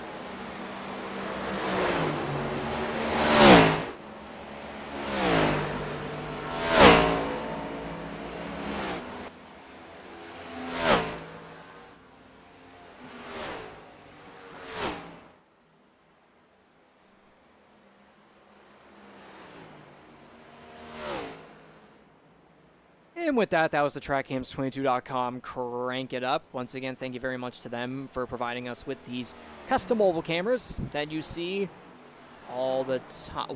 Why on earth is the ticker broken on the second half? Oh, yeah, look at that. Oh, God. I mean... Oh, oh, man. Oh, that's brutal. Hey, probably wouldn't have been picked up if you hadn't said anything, as we see our couple of cars coming in for pit stops, including Jared Ireland. This is the Championship 4 development. So Jared Ireland making an interesting call right here to come early. I mean, CD Mangrum came early in the second stage as well. And let's see if Ireland replicates what he did last time. Staying in, I have to think he's going for 4 here, yeah. I think it would be a little risky to do the 2 with another pit stop coming. Yeah. No, I'd say that's definitely noticeable. You can see the differences between the 2, and I know one guy in particular who literally created the ticker for months will definitely notice that. So I know Corbin's watching. I don't know what the heck just happened there, but I mean, hey, I guess to counteract it, we had to crank it up where we had literally nothing happen. So we can keep it there. We'll just keep it there and just say nothing. Yeah. Besides, you're leading. You just go to the title. This is one of those cases, impartiality aside. This is one of those, don't pay any attention to the man behind the Iron Curtain. Just absorb the information. I mean, the numbers still work. That's the main thing, is we see more cars coming into pit lane. Yeah, it also works just a font thing. But yeah, Andy Hurdle just came off of the pit lane. Daniel Cudmore now making his way down as there's the 17 and the 88. Coming along in the background right there. So I believe we're under 50 laps to go now in the race and the season. As that's not a battle, but we are seeing some close action right here with Belmonte, Darcy Ford, Jared Ireland. Yeah, there's Jared Ireland right there after his hit stop. Yeah, so that Daniel Cudmore now coming off. For Ireland, again, he came in a couple laps ago, as we saw. That would be roughly a 25-lap green flag stint. So, again, early for him. Maybe too early. He'll have to do a stretch somewhere in order to make it to the end. Well, that's the problem. If you come in too early, then you're going to have less fresher tires than those that come in later. And I know guys like McCauley and Bailey have come in later versus what we just saw there with Jared Ireland. Patak, I haven't really evaluated too much there, but what I said before, Patak, like, you come in early, you very much risk that right there. But I mean, it's a hell of a risk to try and take when it's the championship finale. So. Is McCauley himself in right now? I don't see a number next to his name, like for lap since last pit. Or is that just another glitch?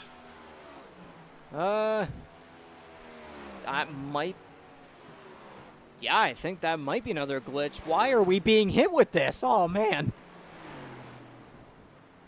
Or he had indicated he was coming in. Oh, man. I thought he was barreling up there for a second. And I have to wonder. Oh, no, I'm hearing he came in fast. I just heard on the other side of my room, I think McCauley just got hit. He came in really quickly there. Oh, no. Oh, and that's notably, Bailey coming in right behind him. That is catastrophic if it's true. I heard the reaction. He came in fast. I imagine it's the case. Yep. Yeah, he's still stationary. There goes Bailey. And Bailey's going to go. Oh, I said it earlier. If a mistake happens, that's catastrophic, and we just saw it right there. That is huge, but there's still time in this race for things to unravel. But knowing how, how the way this race has gone, the momentum with it, it's been all green flag racing. The stage break's been the only cautions. But, man, that's rough. That's been, like, if there's been one Achilles heel in McCauley's season, as he remains in, only coming out now, And I mean, that's rough. And yeah, you'd have to think like pit lane has been his, Achilles heel to this point as he's about to go a lap down. And he just did. So Bailey is going to lap him, and now they're going to be separated by, I can't really tell. It might be just over a second, 2 seconds, something like that. But wow, and you even see Jared Ireland right there trying to catch up to Scott Bailey. So McCauley in the midst of some other Final Four drivers right there. But the unfortunate thing is McCauley's not battling 2 laps with down. Yeah, he's actually 2 laps down, actually, so that's even worse. Oh my gosh.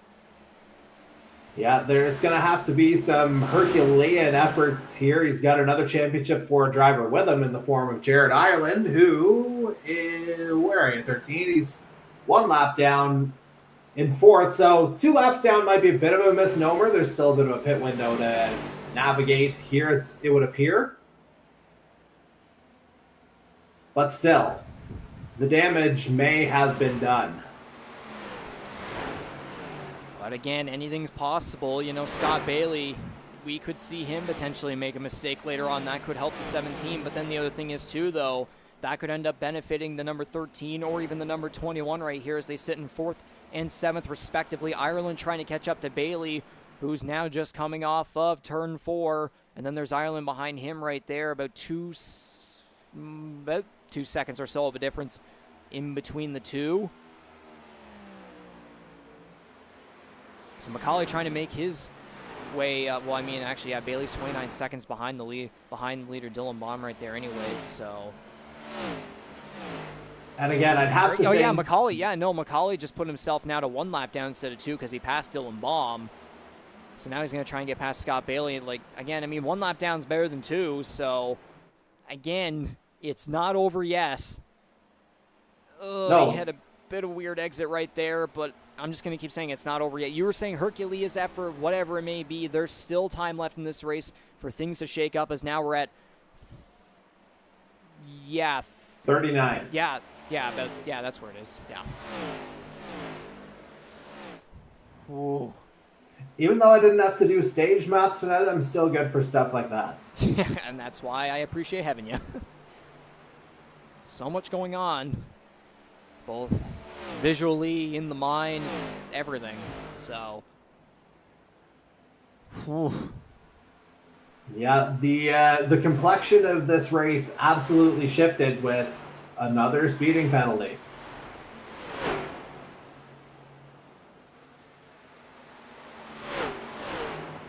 So only 4 cars left here on the lead lap as Dylan Baum leads the way. Ryan Gibson almost 17 seconds behind. Scott Bailey at 27.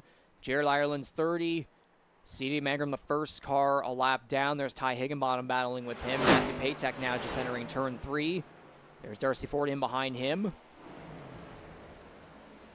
And looking at that, Bailey and Ireland gap, Bailey's on the fresher tires and he's already ahead. So if Ireland is able to kind of close the gap a little bit, as it appears that Higginbotham just barely getting in,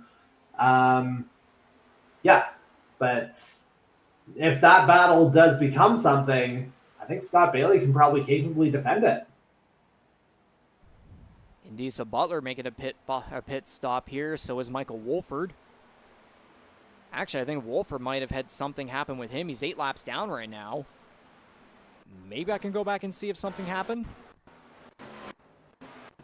Yeah, you'd probably, if it's 8 laps down, you're probably going back probably somewhere close to 5 minutes. At least. Oh, did something happen with Higginbotham?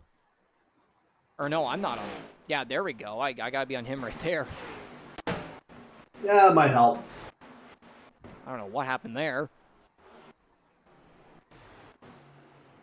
Okay, we see him right here on the high side, down to the middle here.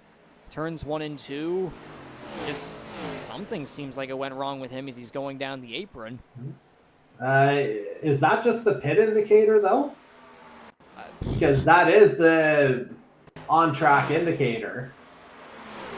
And I don't know for sure right there, as Ryan Gibson's going to make his way now down pit road. Scott Bailey will take the lead. And now something that we have to remember here is too, Macaulay is now one lap down, although again, though everyone going through their pit stops and such, I don't know for sure if he'll be the first car 1 lap down whenever everything rolls through. So again, we'll probably just have to be a little bit patient and see what happens there, because again, still plenty of time for things to happen. We could still, you know, incident could happen, you never know. Someone could have an issue. It's... But at the same time, too, though, this race is going by quick. So there's time, but at the same time, there's not. And we're actually seeing it right here. Corbin Macaulay could very well try to get himself back on the lead lap as he's ever so slightly catching Scott Bailey. He's now going to get past Ryan Gibson to try and get back on the lead lap. So this actually... Are we seeing something here? Well, he is still 1 lap down, so trying to unlap himself. Yeah, unlapping himself is the first step to some form of a miracle here to happen late in this race. Again, there's still going to be another green flag pit window to come through. But then he's got to be basically a second a lap faster once he does get by, just to have a shot at the checkered flag, assuming, you know, there isn't something that happens between now and then.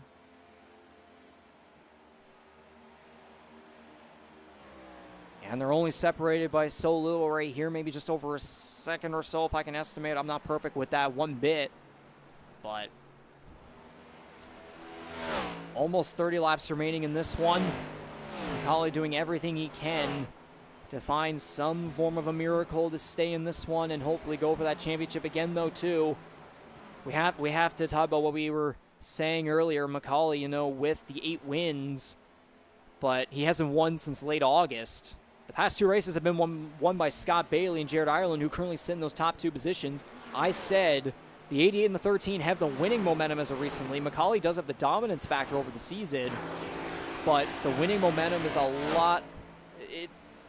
It's a lot more obvious here that we're seeing the championship finale, because again, it's only 1 race where you can have a shot at winning the championship. You got to finish in front of everybody.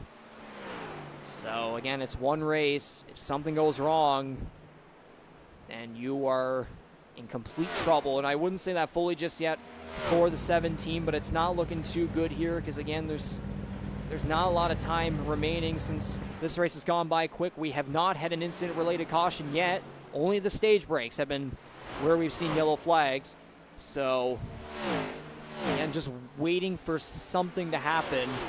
But again, though, too, if this race does go fully all the way through with no incident cautions whatsoever, I think we could still argue that this is definitely a clean way to finish off the season, knowing how some of the past races have been. I mean, we remember back in races like Atlanta for sure, there was the long, like the kind of the half Coca-Cola 600 that we had. There was close to that. But there's been a lot of races where we have seen absolute calamity, but then there's this race where it seems like we're finally we're kind of catching a little bit of a break here, but whenever I'm saying that, there's still things that could happen. Who knows? There are, and I mean, you've talked a lot about Corbin Macaulay, of course. It's probably time to focus the lens right now on the guy who is leading right now, that being the 88 of Scott Bailey. You mentioned the fact that, you know, he came in with the momentum off of that big win last week, getting the monkey off the back. You know, he's been kind of toe-to-toe with the 17 throughout the course of this race. Yeah, the gap's built up, but he did pick up the Stage 2 victory. Not that it means anything tonight, but he's held steady in that second position here for, you know, right up until that speeding penalty happened. Just kind of needed a window, and he's a guy that's more than capable of just kind of seeing things through. And, you know, just, again, goes back to what we were talking about throughout the year, just a model of consistency, really, especially in the last, you know, 10 to 12 races, however long this streak has been for him. But, you know, it's not like it should be treated as an anomaly that the 88's where he is right now with, you know, almost a 6-second gap on Jared Ireland in second. So, yeah, Scott Bailey, again, proving more than capable. And, you know, last week was huge for him. just might be the catalyst he's needed to potentially get the job done and get another giant monkey off his back here, as well, as this is his third Championship 4 appearance, as you mentioned earlier, without picking up the big one. He's hoping third time's the charm here tonight. Indeed, so I'm looking here. Yeah, the 7 of Andy Hurdle is just, yeah, he hit the outside wall in turns 1 and 2, also in 3 and 4, as I'm going through the field just to see, you know, what the heck's going on. I think Hunter Young just may have had a moment there. If we look at the difference between Bailey and McCauley, it's still been pretty much kind of staying the same here for some time. Ryan Gibson all the way back here in the 13th position. Jason Butler 14th. Mike Marini back here in 15th. Justin Belmonte still at 9 laps down, but trying to finish this one out to conclude the season. Michael Wolford still in his pit box at 20 laps down. Still has not done a DNF or anything like that yet. As we're getting a battle right here for the 4th position. It's Darcy Ford and C.D. Mangrum going at it. Yeah, I mean, a different face for Ford to be battling tonight, it has to be said. There's the familiar face. Yeah, exactly. About a second. Never too far away. Yeah, there's still magnets of some kind. Meanwhile, Bailey is 7 seconds ahead of Jared Ireland. Yeah, like I said, we're going to need to keep an eye on this, because I do kind of wonder if Ireland might be catching or maybe not, but... No, it's going the other way. Okay, no, it started going the other way as I was saying that, so... Yeah, because when I was talking about Bailey before, as Hurdle comes in, that was going to be my other question, is when this kind of final green flag window was going to come. But as I mentioned, like, as I was talking about Scott Bailey, the gap was around 6 seconds at that point between himself and Ireland. Now you're looking at like another 1.3 seconds that's been built up since then. The 88's absolutely on rails. So a couple pit stops right there. Andy Hurdle and Daniel Cudmore coming out of his box. Now Wolford, you can't even see his time anyway, so it's as if he doesn't want to see us breaking another record. But Ty Higginbotham now making his way down here as, again, math-wise, we're nearing 20 laps to go. As, whoa, Jose Mercado had a moment there in the background coming off of turn 4.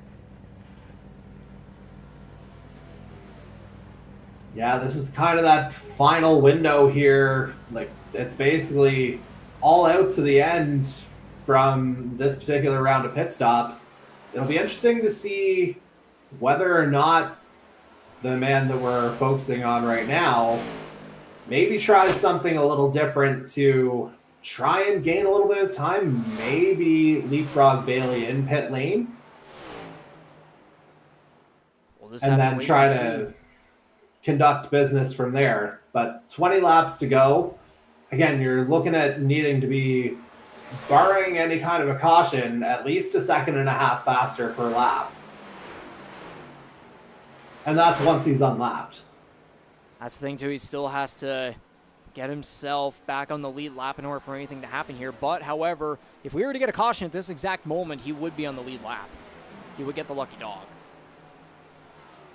Yeah, and, 20 laps to go. Like, it's been, fairly clean throughout. So it's hard to really find an indicator of that happening. But, for all the, races that have been just absolutely littered with contact, to find one that really hasn't been and to have it be the finale, it's a little bit of a strange dichotomy there, but it's, very much worked out in the favor of the man who's leading right now and is kind of in cruise control right this second. Indeed so. So again, that gap with Jared Ireland in second place, yeah, it just keeps dropping and dropping. Now 8 seconds. Let's start getting closer to 9 seconds, as we're now at 19 laps to go in the GSGSG Vinyl 3D Season Finale 200 here at Homestead-Miami Speedway. The season finale for the Canadian Motorsports Network NASCAR Series on iRacing. Season 4, Earl Ross Cup playoffs. Scott Bailey looking to earn his first championship after again finishing third in 2020. Oh my goodness, the 17 just had a moment right there coming off the final corner. But again, back to Bailey, 4th place in 2021. Took a hiatus in 2022, the final year of the NASCAR E5 era. And then this year makes the comeback. Took forever to get a victory, but finally was able to get the job done. Meanwhile, Ireland's plummeting. Is he in pit lane? Yes, he is. Okay, yeah, I just saw him falling down the board. I wasn't sure if there was an indicator if he was in or not. Okay, so there's 2. 4. And there's 4. So Ireland's going to go for a 4-tire stop right here. Maybe, I don't know, some advantage that he could try to gain or something on Bailey. Who knows? Belmonte in his pit box for a long time. Yeah, so now it's a double-digit lead between, for Bailey over Ford right now. Only 5 cars on the lead lap. That's only, or no, that'd be actually 5 on the lead lap. That's what I said. I thought I heard 4, huh? Yeah, I think I changed my mind mid-sentence, but it was definitely 5.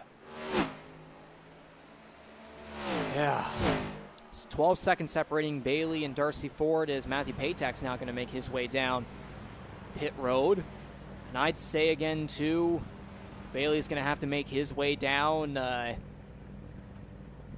Guys like Matthew Patak and Jared Ireland are going to be praying that any other guy, or the McCauley, of course, will have an issue coming down pit road.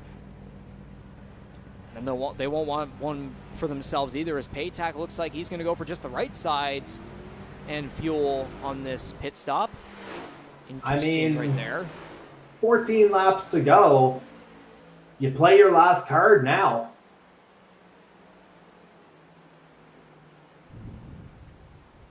So we are winding down nearly to 10 laps to go. Here's the 88, continues to lead the way. The 17 trying to figure out something to get back on the lead lap, but time is ticking, and at this point, I just don't think anything is feasible unless something happens somewhere in the field. Unless he tries to stay out by some miracle. Or that too.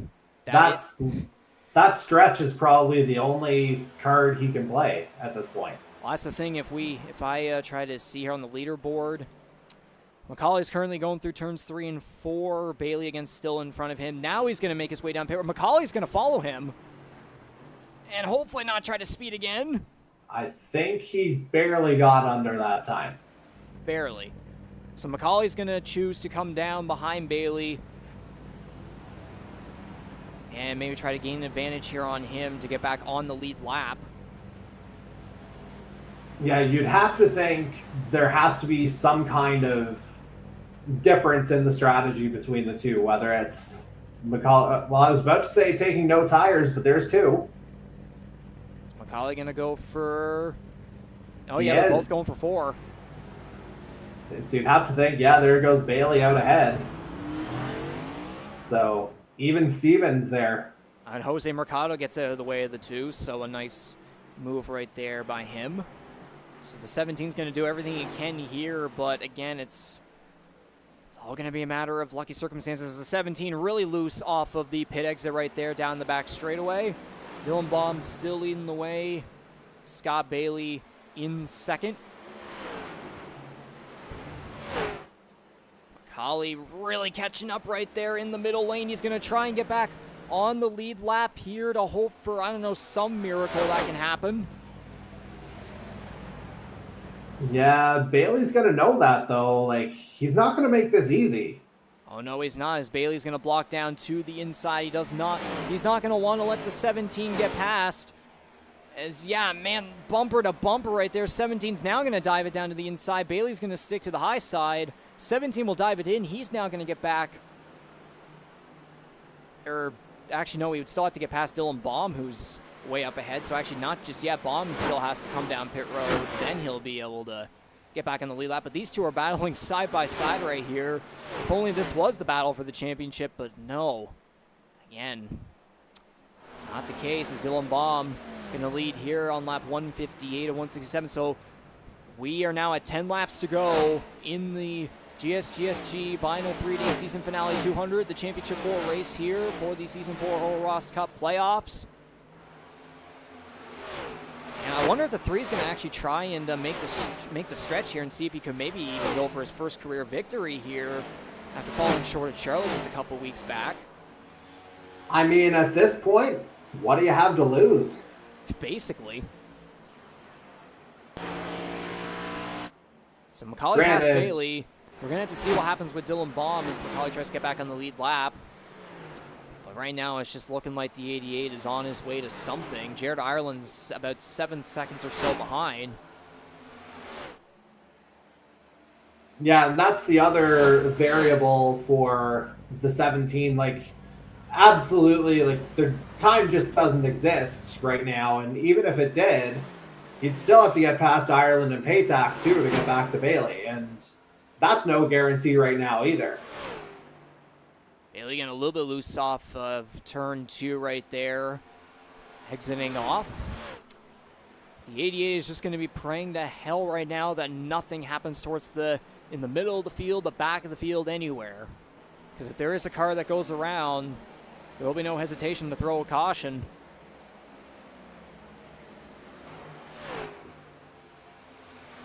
And still, you know, we're looking at probably about not quite 5 minutes of track time from now to ostensibly when the checkered flag would be thrown to put a wrap on this season 4.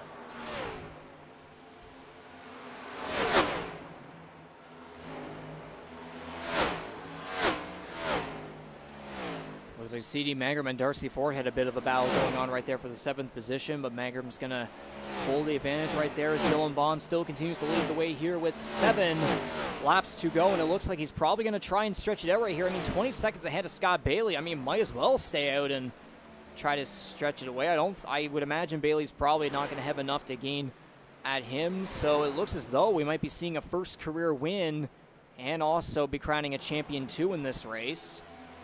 And notably, in each of the first 3 seasons, the champion did win the season finale. Like, they won outright. So we've never had someone win the finale who didn't wind up being champion at the same time. So Baum looking to buck that trend here in season 4. Scott Bailey, I'm sure he'd be content where he is, just knowing that everyone else he has to worry about is behind him. So Ireland and Patak are currently going at it for the 2nd position in the championship 4 for 3rd and 4th. Dylan Baum leading the way, and then you got 2nd through 4th, all final 4 drivers, and then Macaulay again back in 9th, a lap down. And yeah, 5 laps to go. He has to be just absolutely praying for something at this point. Indeed, I do. I don't wonder if something might end up happening here between the 13 and the 21, because if it does, then that could change everything right here with 4 laps to go for the number 3 SimLeaguePro.com Toyota. As both the 13 and the 21 trying to use the high side right here, as I think Ireland may have hit the brakes a little bit right there, as Patak's going to go to the inside. They're going to battle side by side here for the 3rd position, the bottom of the podium. They're going to get a little bit close right there. They still will. Patak in the middle, Ireland on the high side. Looks like Ireland's going to take the advantage right there. As again, too, with 3 laps to go, Dylan Baum 16.5 seconds ahead of Scott Bailey. Coming down the back straightaway. He'll be coming to 2 laps to go. Looking for that first career victory. And I would argue it has been long awaited. There's been a lot of races where he's had the speed, but then just kind of some rookie mistakes have happened. It looks like that's not going to be the case this time around, hopefully. Ty Higginbotham and Ryan Gibson going out of here for the 5th position, each of them trying to add one more top 5 finish to their statistics. It looks like Patak is starting to drop back here as Ireland looks like he'll probably end up hanging on for 2nd place in the championship 4. But there's the number 3 of Dylan Baum coming down the back straightaway into turns 3 and 4. Now he'll be seeing the white flag in the GSGSG Vinyl 3D Season Finale 200, round 20 of 20 here in Season 4 of the Canadian Motorsports Network NASCAR Series on iRacing, Earl Ross Cup playoffs. White flag is out, final lap for the number 3, and it looks like he's gone. He's pretty much got it. Yeah, I mean, again, it's a 15-second gap, or 14.7 if you want to get super technical, as Bob heads down the back straightaway for the final time. And, he's had his share of moments this year, as he mentioned. He's been entertaining. He came within a hair of picking up the win a few weeks ago. Now it looks like he's got it. I'll let you take it. And off the final corner, the checker flag will go to the number 3 of Dylan Baum, his first career victory. And now coming through turns 3 and 4, he finished 3rd in 2020, 4th in 2021, didn't even race last year. He comes back this year. He's gonna get the job done. There's your Season 4 Earl Ross Cup champion. The number 88 of Scott Bailey will get the job done. There you have it. You know what? It's like slow and steady isn't even the right metaphor here. Scott Bailey's just been flat out steady. And, I talked about it significantly over the course of, this final stage, the fact that, just an absolute model of consistency. And tonight, he was that, and critically didn't make any mistakes. Like, that ultimately wound up being the biggest difference here tonight, as the 88 will stand alone. So Mr. Consistency gets the win and wins his way into the championship 4 last Tuesday night at Auto Club Speedway. And then this time around, he doesn't get the win, but he does get the championship, which is that's what mattered the most. We said earlier in the pre-race show, the winning momentum could very well go in the favor of Bailey. And of course, he didn't get the win, but he still got the championship. So there it is for the number 3 of Dylan Baum getting the job done. How about that? Yeah, it was kind of within the championship 4 ranks anyway. It was kind of the ultimate race within the race, wasn't it? And just kind of, there was no real point where we saw the 4 of them together. So it was a little bit anticlimactic from that perspective. But, it seemed like there were times where all 4 of them felt like believable championship candidates tonight. But again, it came down to who kept their head, who didn't make the mistakes when the chips were down. And, full credit to Dylan Baum for sticking it out for the overall race victory here. As mentioned, came so close there a couple of weeks back. In his case, he'd probably argue it would be a week too late, because he would have, obviously been in the championship 4 had it been last week. But ultimately, the 3 gets it done tonight, and should he return for a season 5, gives him something to build on. Absolutely. So the 88 will continue to celebrate here and burn those rear tires. But just, man, absolute tragedy for the number 17 of Corbin McCauley, who dominated this season, winning almost half the races. But then the winning momentum kind of turned off towards the end of the season. Again, with Ireland and Bailey getting the wins. And then this race where it all counts, it looks like he's dominating the race. And then what do you know? His Achilles heel, pit stops, speeding penalty at the entrance. And it's what cost him the championship in what looked to be his year. But the one race where it counts just doesn't go his way. And the 88 of Scott Bailey takes advantage and becomes the Season 4 Earl Ross Cup champion and doesn't win the season final 200, but yeah. Yeah, as I said, he won the race within the race, which was literally all that mattered here tonight, as we see actually a congratulatory message from Scott Bailey to Corbin McCauley, perhaps recognizing that, barring that speeding penalty that he took, that things would have been a lot closer than they wound up being in the end, because obviously it was, very hard fought between the two of them, not just tonight, but really over the course of the last 5 months, especially once Scott Bailey got kind of the handle, or more of a handle on the iRacing side of things, because early on, Corbin McCauley kind of had he had a very early edge, and he was dominant for a majority of the season, but Scott Bailey kept plugging away. And by the end of it, again, you see the kind of end results here as we see a couple of guys spinning around in pit lane. Oh my gosh. Yeah, I'm assuming there's no malice behind that. I didn't get really a good look at the two cars. But, it was for all the times that we had Corbin McCauley saying, like, he got pushed. Tonight was a great example of it. Like, he and Scott Bailey were kind of nose to nose right up until that final penalty on that first pit stop, which, again, ultimately wound up being the 17's undoing. Indeed, so we can now toggle the unofficial results here for this final race of Season 4 of the Canadian Motorsports Network NASCAR Series on iRacing. The number 3 Toyota Dylan Baum finally getting his first career victory here at Homestead-Miami Speedway. He came so close at Charlotte. This time around, though, he does get the job done. That late strategy just decides to hang on, and what do you know? It works out for him.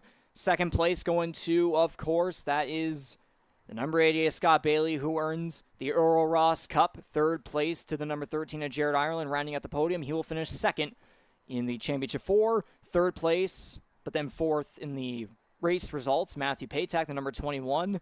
Hell of a run that D did have. Seemed like a magnet with the number 64 of Darcy Ford, but a hell of a performance that Patak put on.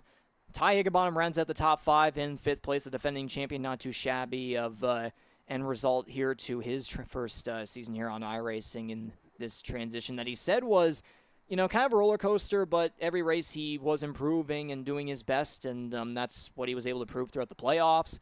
And then you got the number 1 of CD Mangrum in 6th place, falling just short of a top 5, but not a bad finish for him.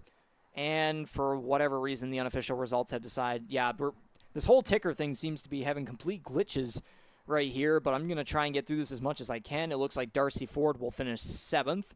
I'm probably going to have to increase the field to see here. Ryan Gibson will take 8th. Corbin McCauley tragically will take 9th and finish 4th in the Championship 4.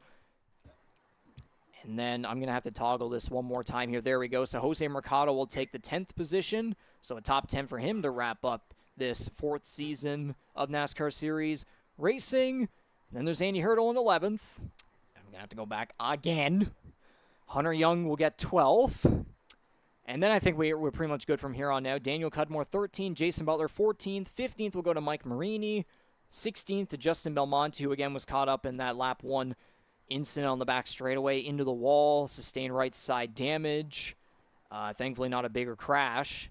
I believe, it was Wolford, I believe that may have gotten 7th or something like that. Yeah, Michael Wolford, 17th. And then Kyle Knoll finishing in 18th and in the final position. Very, very unfortunate result for him to end off the season. But I mean, hey, he was able to come in the chat and say, he had a fun time, and rookie mistakes were made, but he definitely he said that he had the speed to get the job done every single weekend. There's no doubt that that was the case. And with all that being said, with the race results now, we can finally get to this. There you have it.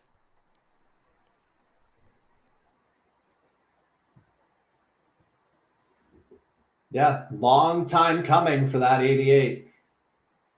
Indeed so. Again, 3rd in 2020, 4th in 2021, didn't participate last year, and then this year, Mr. Consistency with 16, now it'll be 17, I believe 17 top 10 finishes in a row. Also got plenty of podium finishes.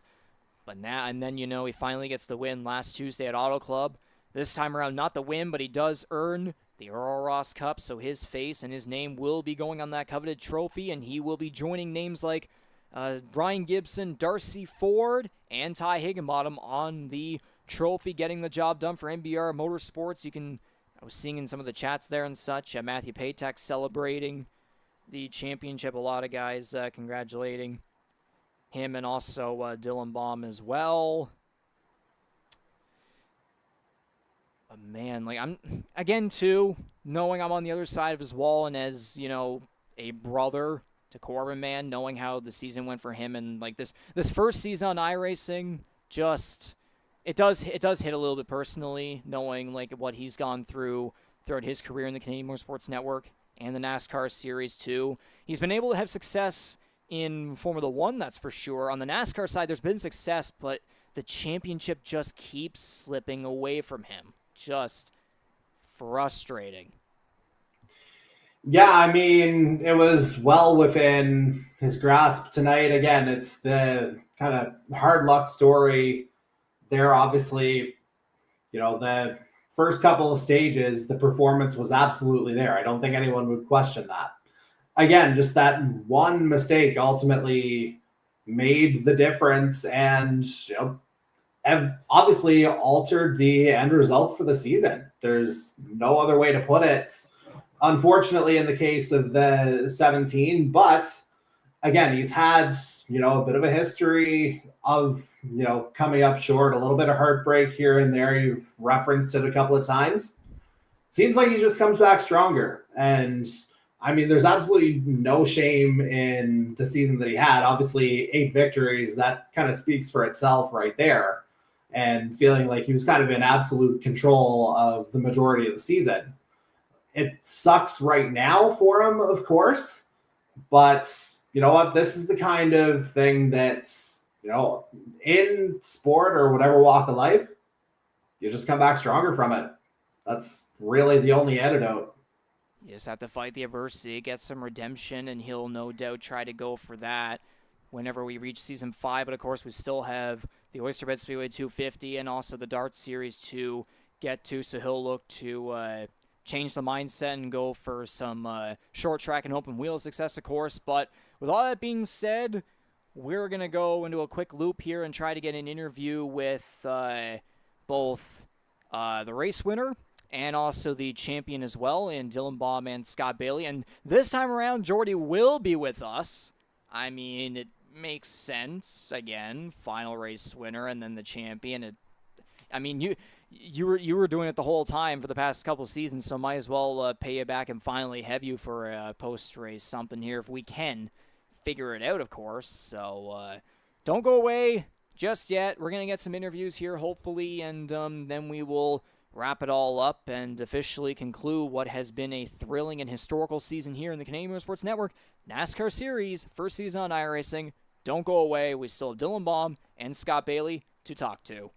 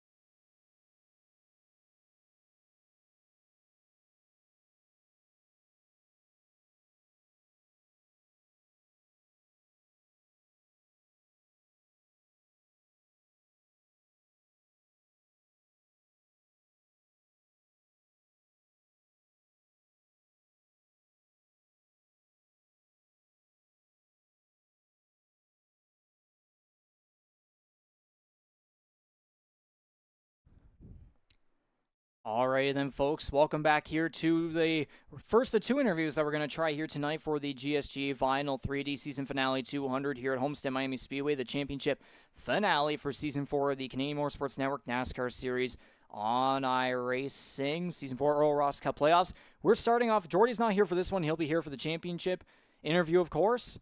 But to begin, we have none other than getting his first career victory, the number 3 of Dylan Baum, the SimlyPro.com Toyota, stretches it out at the very end, and yeah, Dylan, you pretty much were able to completely stretch it all the way over Scott Bailey, though. You were way ahead, might as well get the job done there and getting the victory. So, in this final race, I would argue it's a long time coming. You fell just short back at Charlotte, but again, another race where you came out to perform and you got the job done. So how does it feel to end off the season on a high note? I mean, it just feels awesome, As you said, like, I've shown speed, I've shown pace, right, at, various places throughout the season, and I feel like I should have had, a few more, if not, multiple wins, right, for now. Like, I've had the pace at Charlotte, Kansas, I was pretty good at both times, like Las Vegas, the first time I had pace, Auto Club last week, I very much had the pace, right? But it just feels good to get this one off and, going into Dart next season. I mean, if this is any indication of things to go, I think I'm a bit better on the road side than I am on the oval side. So I'm just excited to get next season going and possibly win a bunch more if this is any indication. Absolutely, man. Absolutely. We'll be looking forward to that. But now knowing that this is the first time I'm interviewing here, so first of all, welcome to the interview room, of course, too. But you're a rookie here, your first time racing here with us in the Canadian E-Motorsports Network NASCAR Series, first season on iRacing. It's the end of the season. Now, when you look back here at your first season in the series, how do you look back on, because there were definitely a lot of times, where rookie mistakes did happen, but you also did put on plenty of good performances. You had a lot of speed, especially on the bigger tracks. You won a lot of poles, too. You were really good when it came to the short-run speed, like qualifying and such. So, overall, just take us through your whole season here, because, again, this is the first time interviewing you. It's the end of the season now, so just take us through what it's been like from your perspective and how it's all led up to this point here where, again, you get the job done, you're getting your first win. I mean, it definitely started on the right track. We go even all the way to the very start, at the Clash, right? I was leading on the last lap, right, until and Mike Marini did a funny thing, right, and everything. But and then the pole at Daytona to continue off from that, the third place finish. It looked like I was gonna have like a good run, but like then a lot of weird things started to happen, right? Me, myself, kind of started to really not like this next gen car, like especially towards the end of this season, right? I really have started to kind of dislike it. I don't know if there was like a change or an update, or maybe I'm just learning how to drive this car fast and I'm really not liking it, right? But yeah, I'm getting kind of tired of it, and I'm almost like glad that this season is over. Almost, it's like. It's just kind of like a weird car to drive, and sometimes it feels like, you're loose and tight at the same time, and it almost feels like that, like, I don't know how to describe it, but like, sort of like a 2012 Ferrari or whatever that was like distinctly bad, yet Fernando Alonso still managed to like wrestle that car to podiums and wins and everything. It feels kind of like that, right? But once I started to figure it out, kind of just the results, you could definitely see it. It ticked up, right? Because like I finished like 13th or 12th or something in points at the end of the regular season, and there I was in the round of 8, fighting possibly to win my way into the championship for tonight. And based on this result tonight, obviously speculation, but like. I could have won this thing, Oh yeah, that's all. That's definitely going to be the thought there. Falling just short of making into the championship four, and then you go on to win this. Yeah, you very well could have had the championship in hand right there. Unfortunately, not the case. But I mean, hey, you're still for your rookie season, still an absolutely fantastic way to end it off. And like you said earlier, you're now going to try and shift your momentum into the Dart Series, of course, for Season 2 whenever that comes around in October. So I'm going to combine both the Dart Series and also Season 5. That'll be happening next year with the NASCAR Series here on iRacing. From your rookie season here, what are you going to take heading into your first time on the open wheel side, and also whenever you come back as a sophomore for the NASCAR Series as well? What are you going to take? What are your takeaways from this season, and what are you hoping to improve upon? And also, as well, again, what do you hope to improve upon, and what do you hope comes out of whenever you do the open wheel side of things in Dart, and then whenever you come back for the NASCAR Series, what do you look to improve upon? I think like something I need to work on is just like being consistent, not like in terms of lap time, but like consistently knowing where the edge of grip is. Because like if you notice, right, whenever I crash, right, it's usually because right I'm pushing to like the ragged edge, right, and I really don't know how to like control myself when I get to that edge, right. I'm very good at getting to it in my driving style. I come from project cars too, where it feels sometimes you can almost drift the car, right, and go fast like that, right? Obviously, iRacing, you can do that, right? It's a lot better with sliding nowadays than it was, like, say, 10 years ago, but you still sliding the car and making it go fast don't usually go together. So I think my main area of improvement is getting to know where the limit is instead of not going over it as much. For sure, for sure. And now to finally conclude all this, and who would you like to thank? This your opportunity right here. Who would you like to thank on the car, and also supporters as well? It could be family, friends, or whatever. Who would you like to give the opportunity right now to thank for having the opportunity to come out every single Tuesday night and be able to race with us here in the Canadian Motorsports Network NASCAR Series? Well, I mean, first of all, I want to thank you guys for putting this on, right? It's been fun, and it's been really fun. I mean, there were other points where, maybe not so much, but that was less to do with you guys and more just my enjoyment of this car. I also like to thank AJ, Kaneko, and all the other SLP Team 44 people who worked together to make this happen for me, to be this opportunity to race here, and sort of kickstarting a relationship in other leagues and working together, right? So this definitely sort of opened the door with me and him working together. So I would like to thank AJ for, giving me this opportunity to be here and do this and actually win. Excellent to hear. Excellent to hear. We always love hearing drivers shouting out those that support them along the way. It's the way to come on out here and have the confidence, the momentum, and just the support behind you to come out and have some fun and compete, and all that. So officially, that is going to do it here for this post-race winner interview here.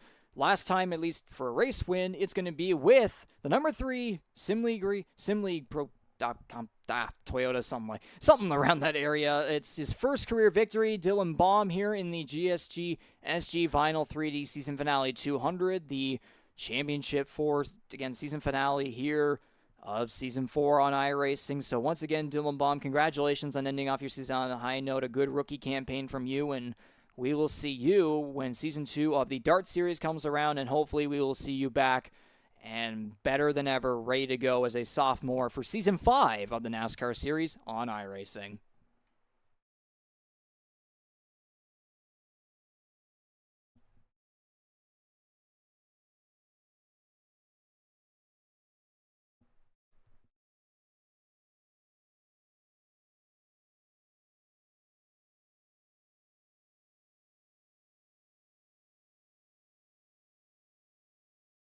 Did you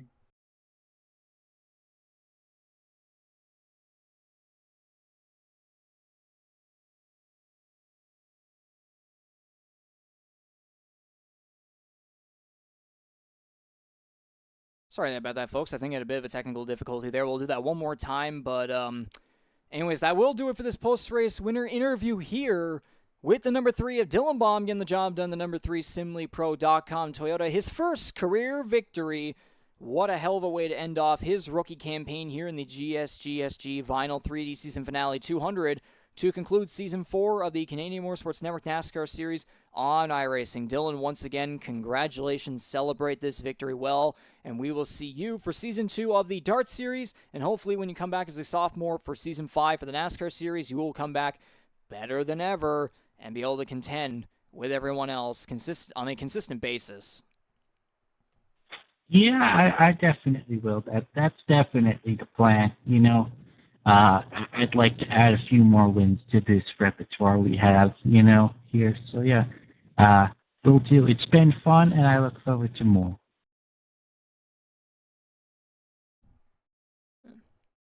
Indeed, indeed. Once again, congratulations, buddy. Go celebrate it well.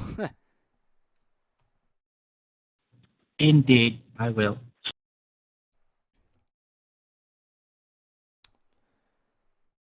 And so with that, that was the interview with Dylan Baum.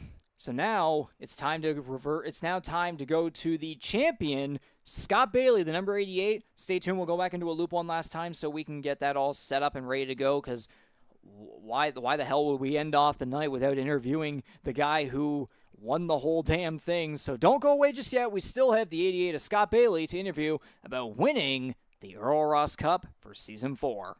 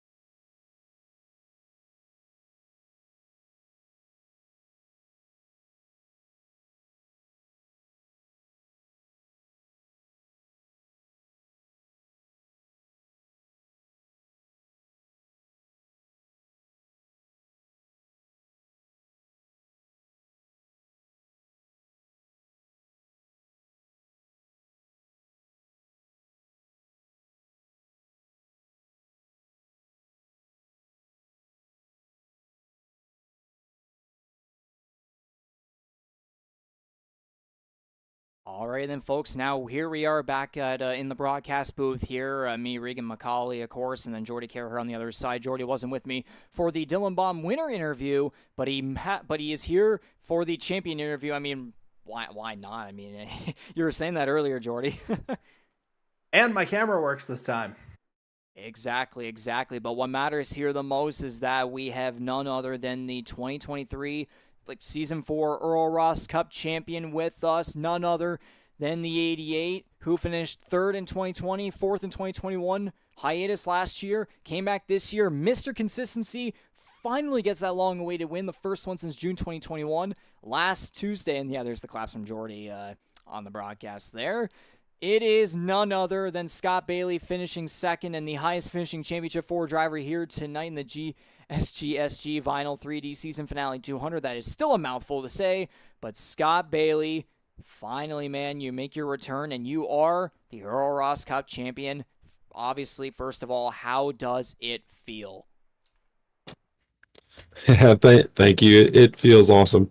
It's been a long time coming. It was a long, kind of frustrating season, but just able to put it together at the end of the season and, just not make mistakes when it really mattered. I talked to you last week about that, putting your car in position and not making a mistake and just being consistent. And that was my goal coming in, and it feels amazing to finally win one of these things. Been to the Final Four every year that I've been in the series, and just couldn't ever put the race together when it mattered the most. Finally did today, and yeah, it feels really good. Indeed so. And now as we go back to our faces here, Jordy, you go with a question. I mean, Scotty, first off, congratulations. Obviously, we go back to season 1 when all of this really began, and Reegs just kind of alluded to the consistency that's been there all 3 seasons for you here. So ultimately, as you mentioned, a little bit of a different year, not as many victories as season 1 and 2, but again, as we talked about privately before we went on air, you got the job done when it mattered. So what do you think was kind of the biggest key for you in maybe a little bit more of a challenging season than past seasons? What was the biggest key in terms of kind of keeping your head in the game over the course of the season, and especially as we kind of went through the playoffs? Yeah, I mean, I was consistent with speed. I think, I had top 5 speed most races.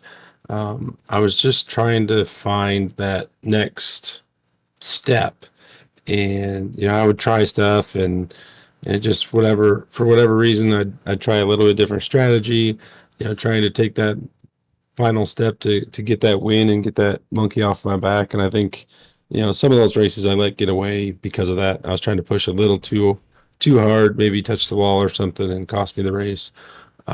So coming into playoffs, I knew I was in a decent spot in points, and I just told myself I need to just stick to being consistent, stop racing other cars, start racing the track itself.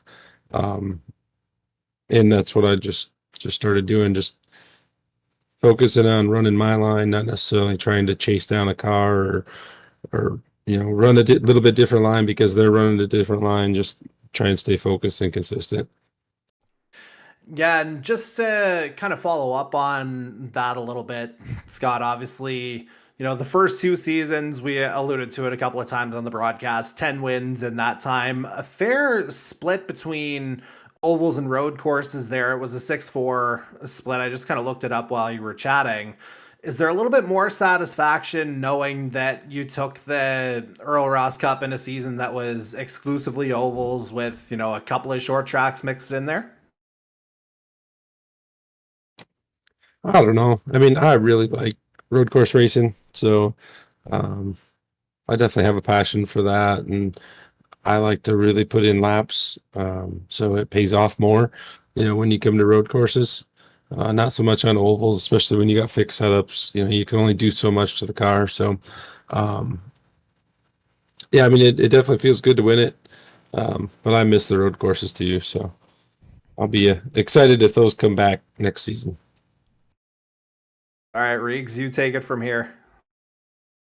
Indeed, I will. So yeah, talking about you want those road courses to come back. No doubt that we will go for all that once season 5 comes around next year. But one question that I did come up with, or kind of a subject matter, is the battles that you had this year with guys like Corbin McCauley, Jared Ireland, sometimes even Ryan Gibson, an old fella of yours, was in there as well. Justin Belmonte, even some of the rookies like Dylan Baum and Kyle No. Like you.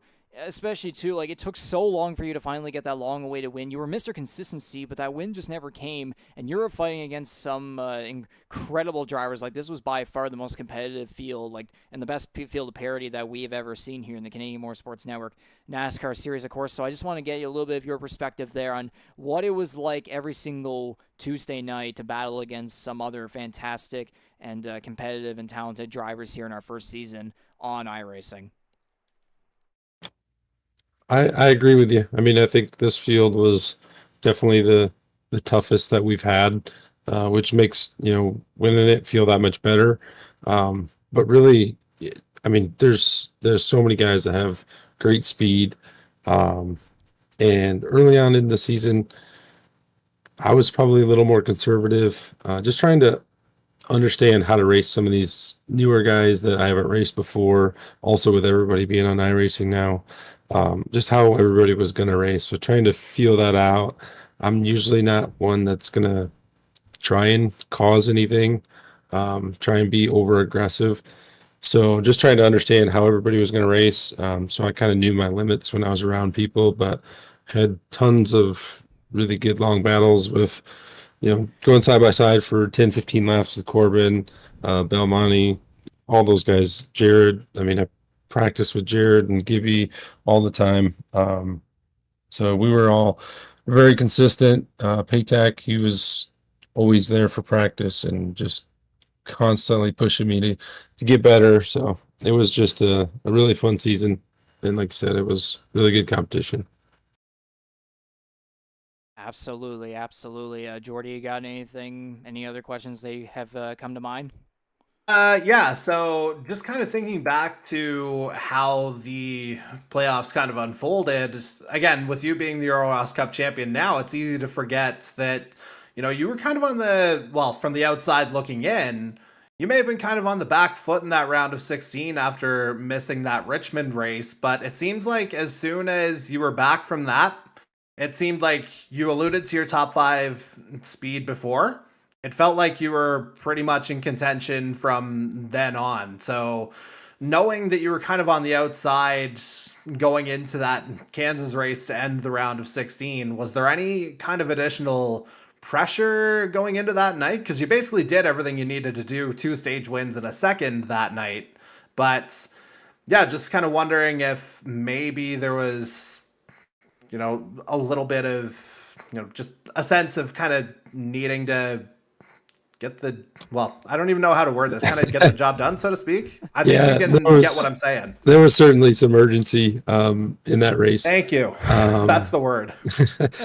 I mean, life happens. I had to miss Richmond. I really didn't want to because I love the short tracks too.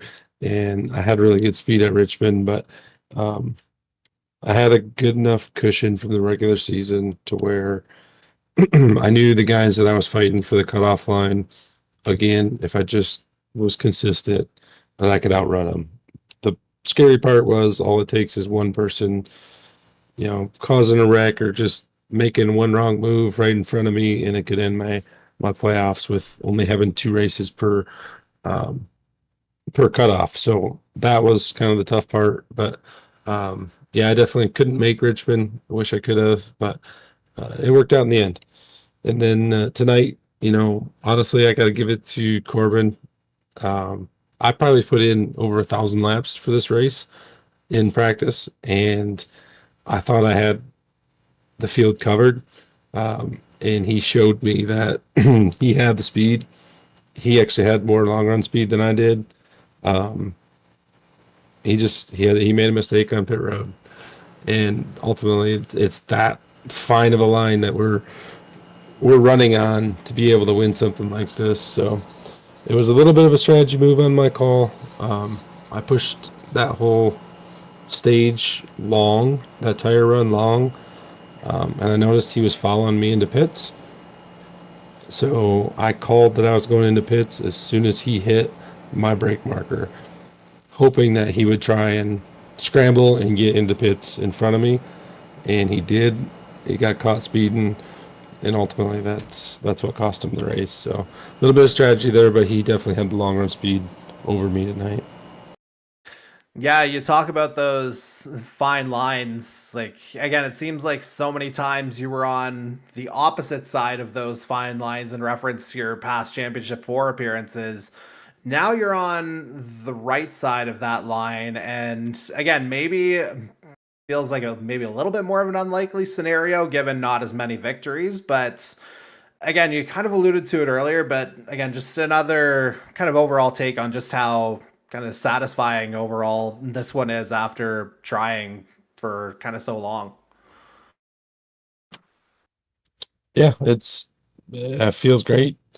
And I mean, honestly, I'm ready to run it back. I'm ready to go practice some more and put some more races down, but I'll definitely be ready for season 5. And I mean, that's what we've kind of come to expect from you. I know all the interviews that we did over the years from your past victories, that was one of the things that you talked about a lot was kind of, just nonstop practicing, figuring all that out. And, it's great to see it be rewarded here for you tonight, Scott, as I turn it back over to Reegs here.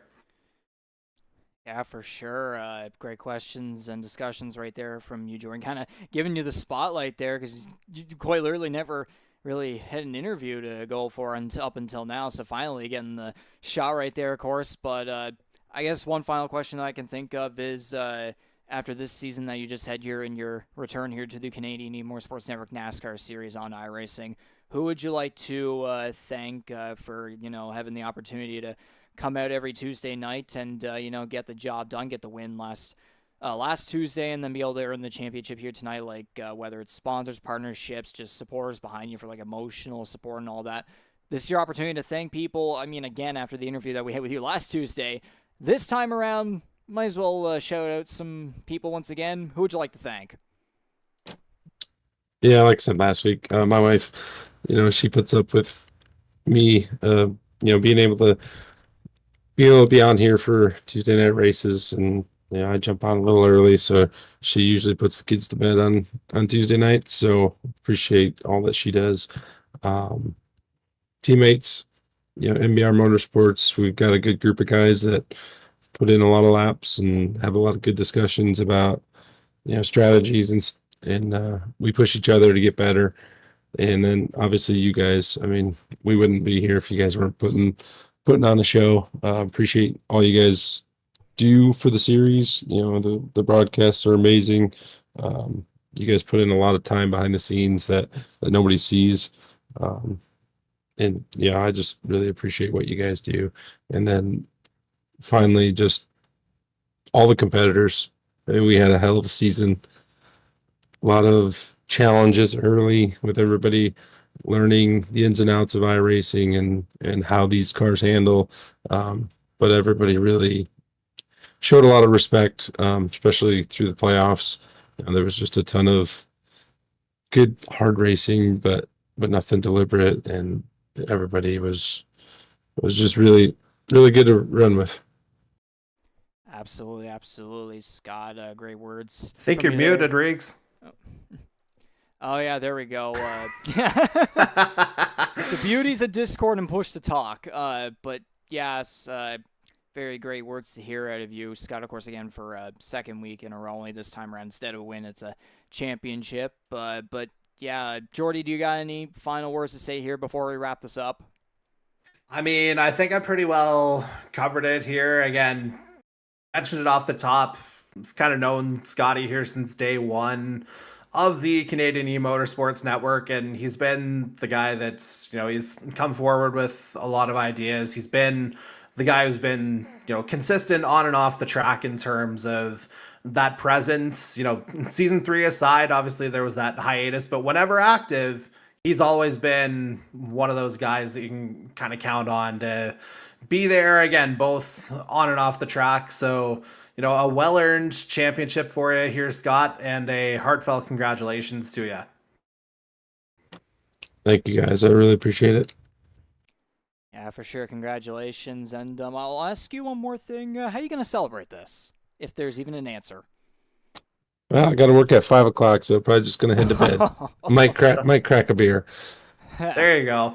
Hell yeah. But, All right, man. That was, yeah, again, hell of a job over the course of the season, and last couple of weeks especially, you made your mark when it mattered. Yeah, like I said, I appreciate what you guys do. So, be happy to be back next year.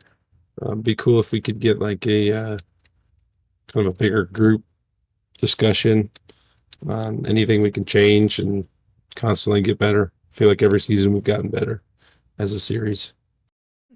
I can definitely agree with that. Jordy can agree with that. Everyone can agree with that. But with all that being said, obviously, to the audience, of course, that does it here for this post-champion interview here after the GSGSG Vinyl 3D Season Finale 200. Hopefully that's the final time I say that. Damn mouthful. But yes, Dylan Baumgarten, his first career victory, of course. We just interviewed him earlier, but now here with the number 88 of Scott Bailey, who long time coming, finally gets his name on the Earl Ross Cup here in 2023 for Season 4 of the Canadian Motorsports Network NASCAR Series here on iRacing. Our first year on iRacing officially coming to an end, and Scott Bailey makes history in becoming the first champion in the iRacing era. So once again, Scott, congratulations, celebrate it well, and we will see you. Is it Dart Series or is it NASCAR? I got to remember that. Short tracks. It'll be, yeah, we'll see. Yeah. not the Dart Series, but any stock cars I'm in for. Yeah.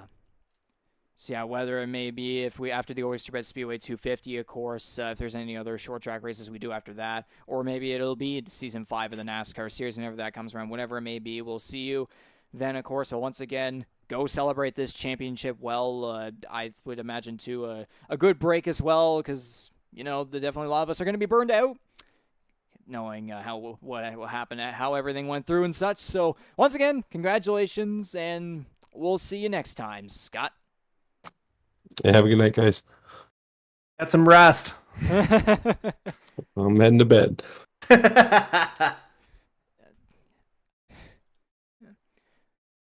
Well, Jordy, that's it.